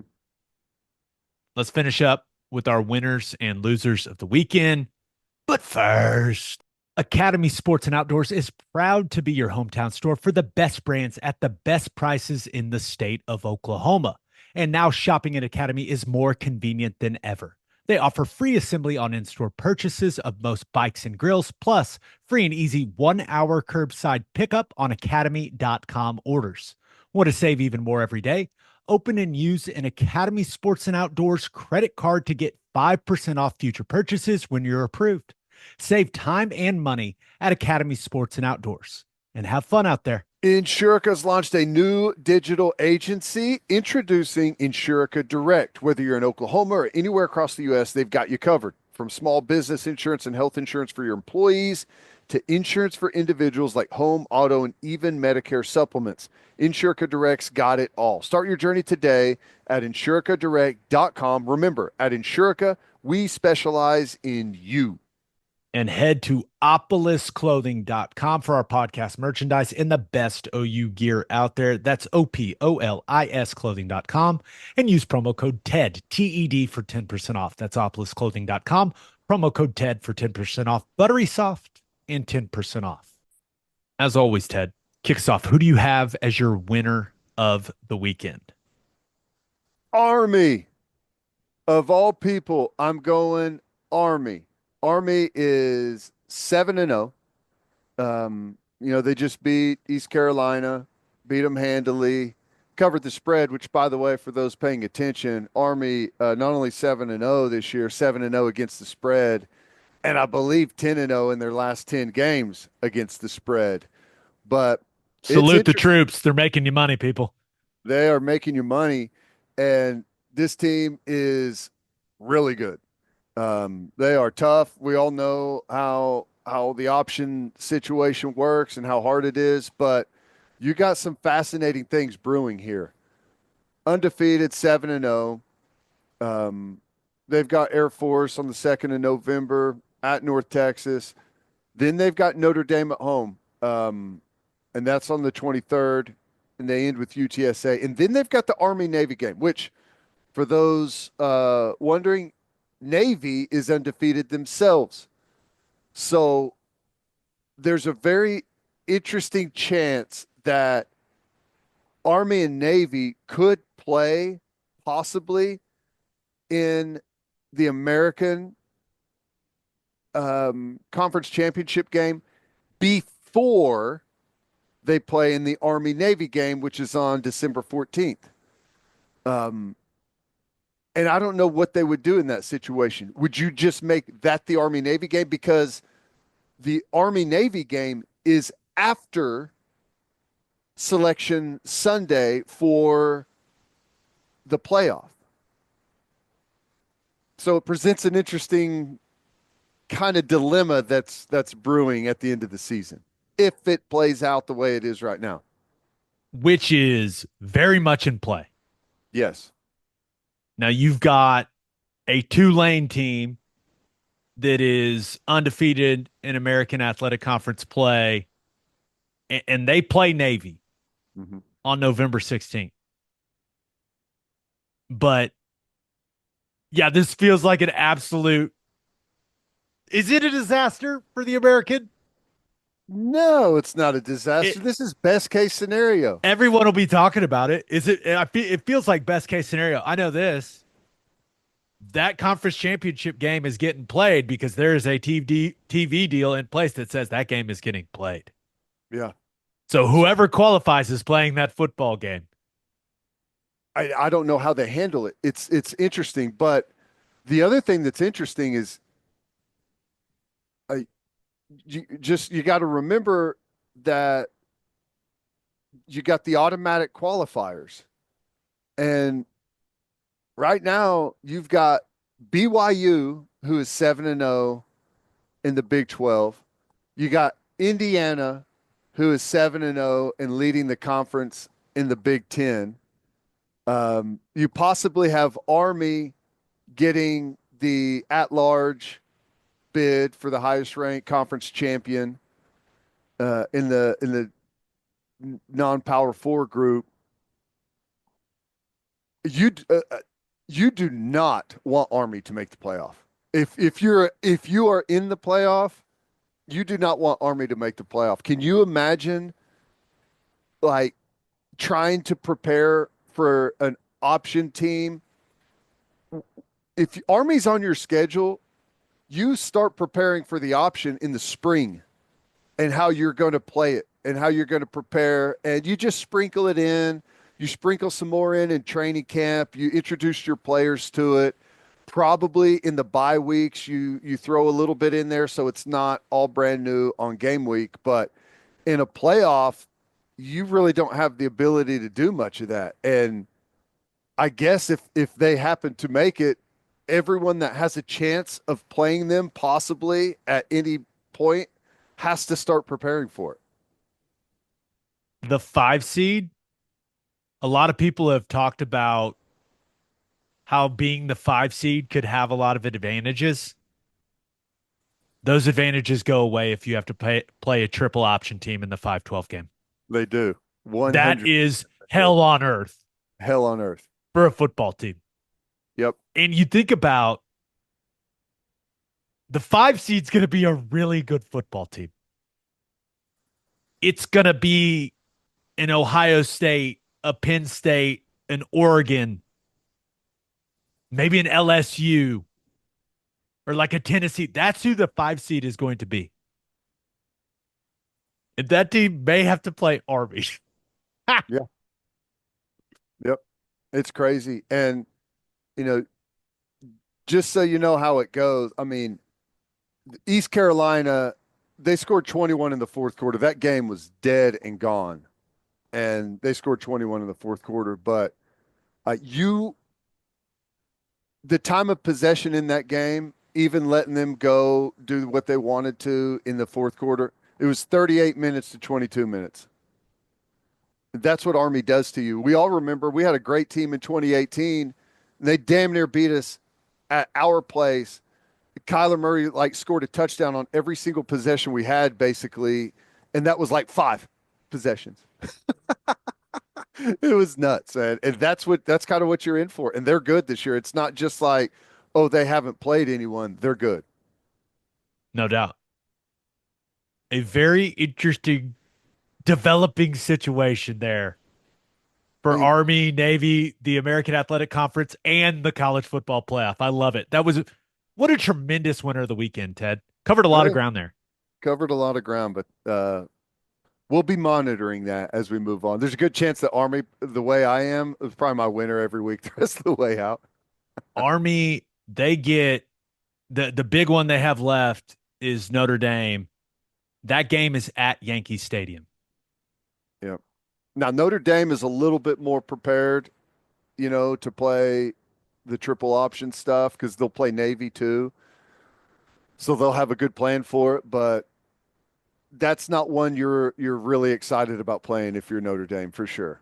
They've got Navy coming up on Saturday. So we'll see how it looks for the Fighting Irish. Yep. Who do you have as your loser of the weekend? Uh, it was late Friday night, but you got to go with Oklahoma State, man. They're going through it right now, and they had a chance to go out against a good football team on the road Friday night, big environment, and you almost shocked everyone with coming out of there with the win. But oh my gosh, on the last play, could you believe it? Brutal.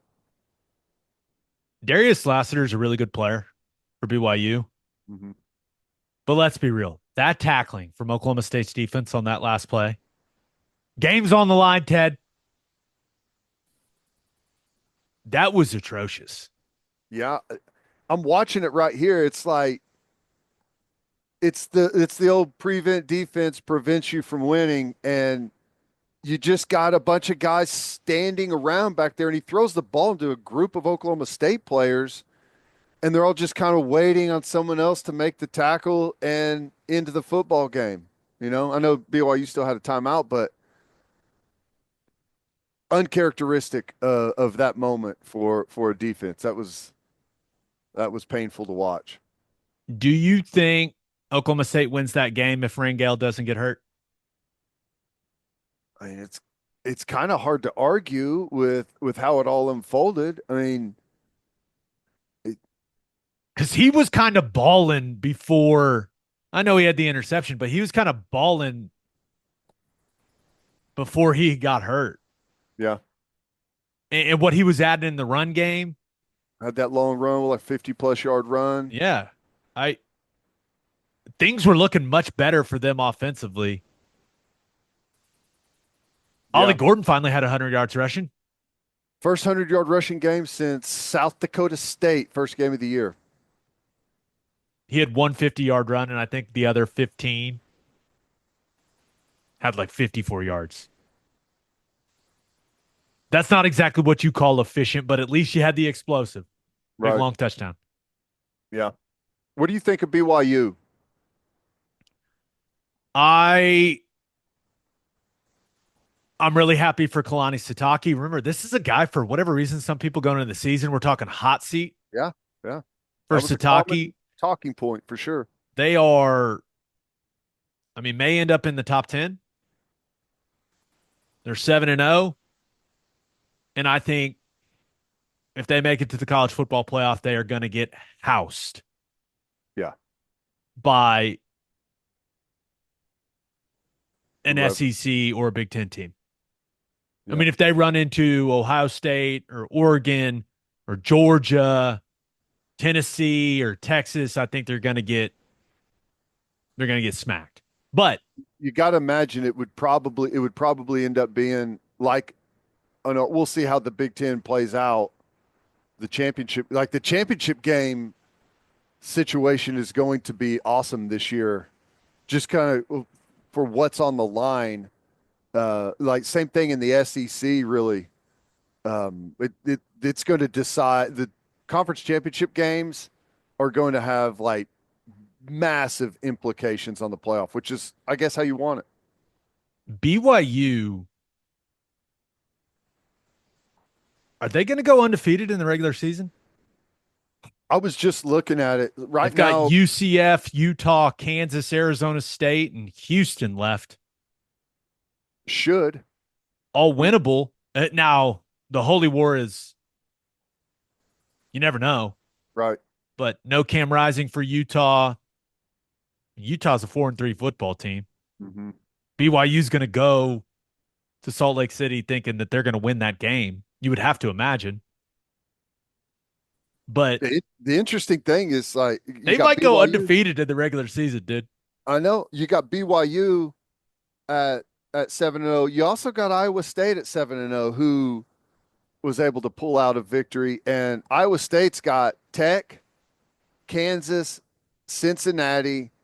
They are at Utah, and they've got Kansas State at home on the final game. I I think That that they got a chance too. Kansas State, Iowa State names on November 30th. Whoever wins that is going to be a winner goes to the Big 12 championship game. Most likely, Game. yeah. If Kansas That's how State it handles feels. their business, yeah, for sure. Yep, Big 12's fun, man. it's crazy. Yeah, It does feel it feels like the Big 12 is going to get two teams into the playoff. Of that group of three, right? With BYU, Iowa State, and Kansas State, I think Tech's kind of out of the conversation, personally.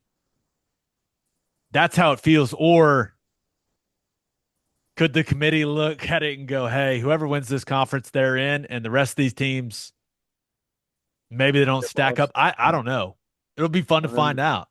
I mean, a lot of it's going to have to do with what the rankings end up saying about some of these teams, and you just I guess just see how it all plays out. But I don't know. Pretty pretty fascinating stuff, and it's shaping up pretty nicely. Iowa State, like right now, they're ranked number 9. BYU's 13. And I think I would agree with that. I think I would rate Iowa State higher than BYU. Would you? Think so. A little more reliable at quarterback with Rocco Beck than and hey, the Retzloff guy he's fun to watch. Yeah, he is. He's fun to watch, but I trust ultimately I trust Iowa State's defense more than anything BYU's got. Just the system. It's Yep. proven. They play good defense. Yep. Yep. Iowa State right now currently has the 8th ranked scoring defense in the country, giving up just 14 points a game. Pretty good. There's a reason a lot of coaches show up in Ames in the offseason trying to figure out what's going on there. Yeah. The enigma. John Hickok's like, oh, who's coming this week? All right, yeah, let's teach him our defense again. All right, let's finish up with my winner and loser of the weekend. But first, we are brought to you by Prize Picks. Download the Prize Picks app today and use code OKBreakdown to get $50 instantly after you play your first $5 lineup. With over 10 million members and billions of dollars in awarded prizes, Prize Picks has made daily fantasy sports accessible to all. Which players are going off, which ones aren't. Make your picks in less than 60 seconds and turn your sports opinions into real money all season long on Prize Picks. You just pick more or less on at least 2 players for a shot to win up to 100 times your cash. This week, looking at the football board, give me Baker Mayfield less than 255.5 passing yards against the Ravens, and give me Kyler Murray more than 218.5 passing yards against the Chargers. Prize Picks puts its members first, so all the withdrawals are fast, safe, and secure. When your picks hit, you can get your money in as quick as 15 minutes. Download the Prize Picks app today and use code OKBreakdown to get $50 instantly after you play your first $5 lineup.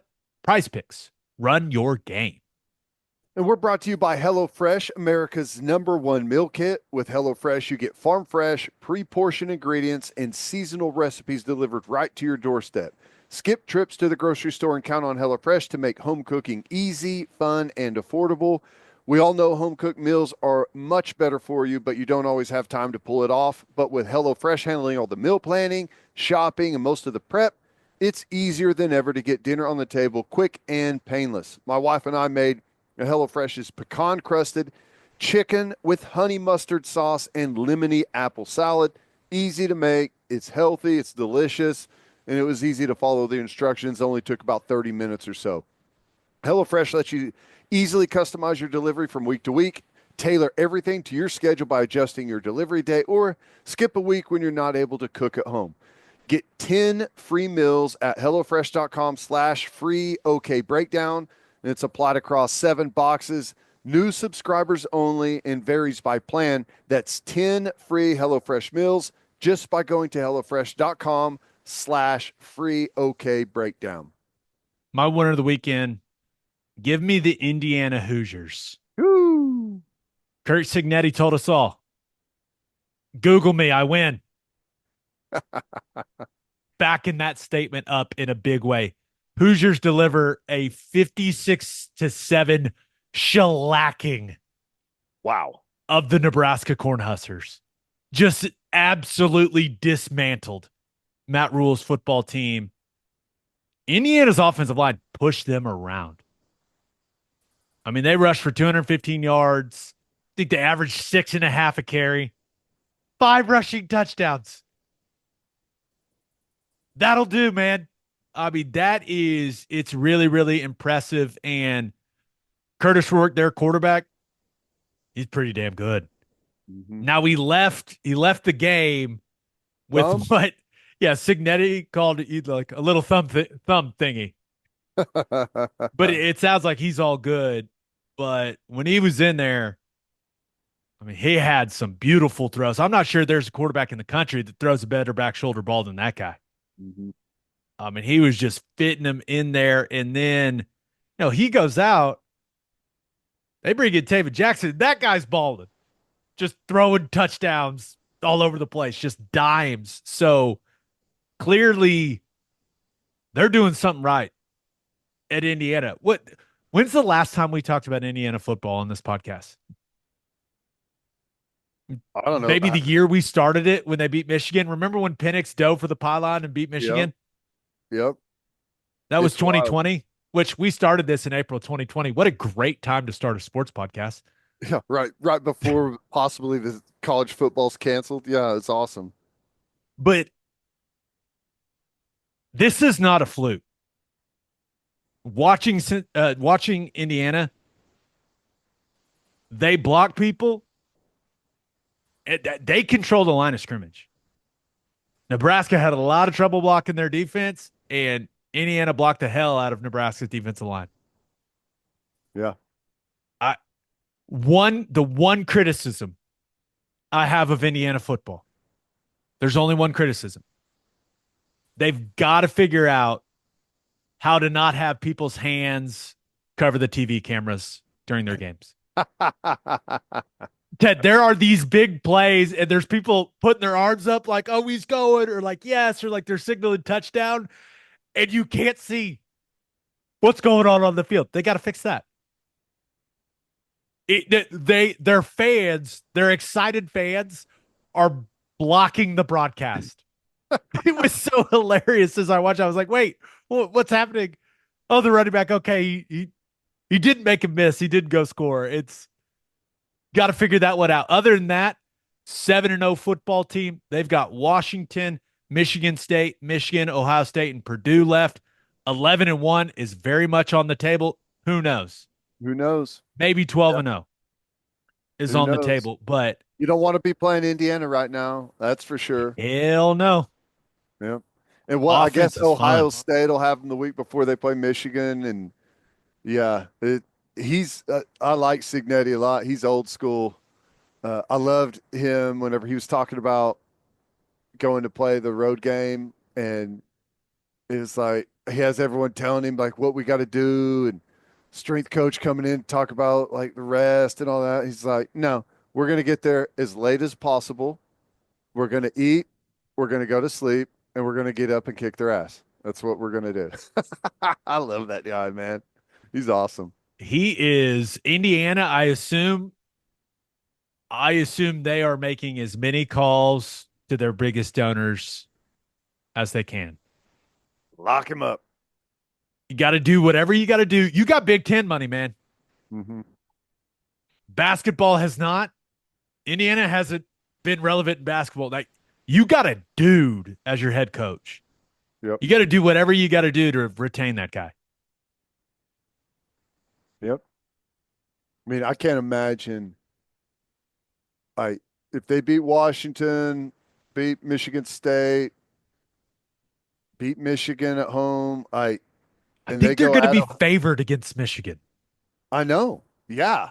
I'd be And surprised if they're not. if they win those 3 games before they go to Ohio State, I mean, because right now they're ranked what? They're 16 in the AP top 25, or maybe that hasn't refreshed yet. Um, but they're probably going to be inside the top 10 or close. And by that time, they'll definitely be inside the top 10. That'll be the biggest football game in Indiana football history, probably. No doubt. And and even if they lose that game, they got a great chance to go 11-1 and play in a Big Ten championship game That's right. in year one. Whew. It's crazy. It's incredibly impressive. Yep. Google him. He wins. Remember what he said at his introductory deal at the basketball game? Yeah, we just basically said we're going to beat everyone. We're going to beat everyone. What do you say? I hate Purdue, but I also don't like, or something like that. Ohio and Ohio State. That's funny, man. He's backing all the stuff that he said once he took that job. He's backing it up. Backing it up. Those players are backing it up. That's Indiana is rolling. My loser of the weekend. Take the Arkansas Razorbacks. Extra week of preparation to get ready for LSU, and they were not crisp, to say the least. Lost the turnover battle 3-0. Couldn't run the ball at all against LSU's defense. 38 yards rushing for Arkansas in this football game. Taylor Green played. He looked okay, but their offense wasn't the same. Ted, they didn't have nearly as much QB run game. I think that made them a lot less effective offensively. And LSU just completely controlled the football game. Yeah. They almost had it like 39 minutes time of possession, Crazy. like 39-21. Yeah. And I LSU's defense is coming around, man. It was bad to start off the year. They lost their best player. But since he's gone out, Perkins, they've started playing quite a bit better. the opinions that they are better on defense without Harold Perkins, those opinions are getting louder. Yeah. Well, I mean, they have been better. Now, is it because he's not playing? I don't know, but the results have been better. Whit Weeks with the biggest play of the game. You talk about a Dude, guy that looks like a backer. he's the last couple of games he's been coming around. He's playing some really good football. You know, comes on the blitz, bats it up in the air to himself. And LSU punches it in. I think that's when they extended it like 24-10. To me, it never felt like Arkansas was going to win this football game as I was watching it. Mm-hmm. But I think you look at LSU's offense. We know that they got a couple absolute dogs at wide receiver, but Garrett Nussmeier was crisp and clean in He's this getting game. better, man. He's I know that people have been frustrated at times with him, but he's getting better. Feels like that offense has found its rhythm a little bit. defense is playing better. LSU early looked like they weren't going to be a very good football team, but all of a sudden looking pretty good. Now, they got a rough stretch. They're at A&M. They've got the LSU Alabama game coming up. At Florida, who's playing better all of a sudden. Vandy, who's no longer a give me. It's not going to be an easy road, but playing good ball. Yeah. They found their guy at running back. Yes. They've got a true freshman running back that can make plays. Yep. And that can be on the field a lot. Caden Durham, he may be the most exciting young back in the country. Yep. And he's kind of gaining steam. Another 100-yard game from him. Yeah. 3 touchdowns. Yep. Impacting the football game in a very significant way for LSU. Tigers are starting to put together a really nice season. We'll see. Like you mentioned, it ain't easy the rest of the way, but they have bounced back. You go back and you think about the disappointment of the opener. Mm-hmm. They've bounced back nicely, and they're putting together a really nice season. Birthday shout-outs. Happy first birthday to Presley Conness. Happy 13th birthday to Camden Cox. Happy 38th birthday to Ryan Lamley. Happy 62nd birthday to Ross Campbell. And on that note, episode 467 in the books. We'll have a new podcast that'll drop on Wednesday. Just a reminder, please subscribe to the podcast wherever you listen to podcasts, and please subscribe to our YouTube channel.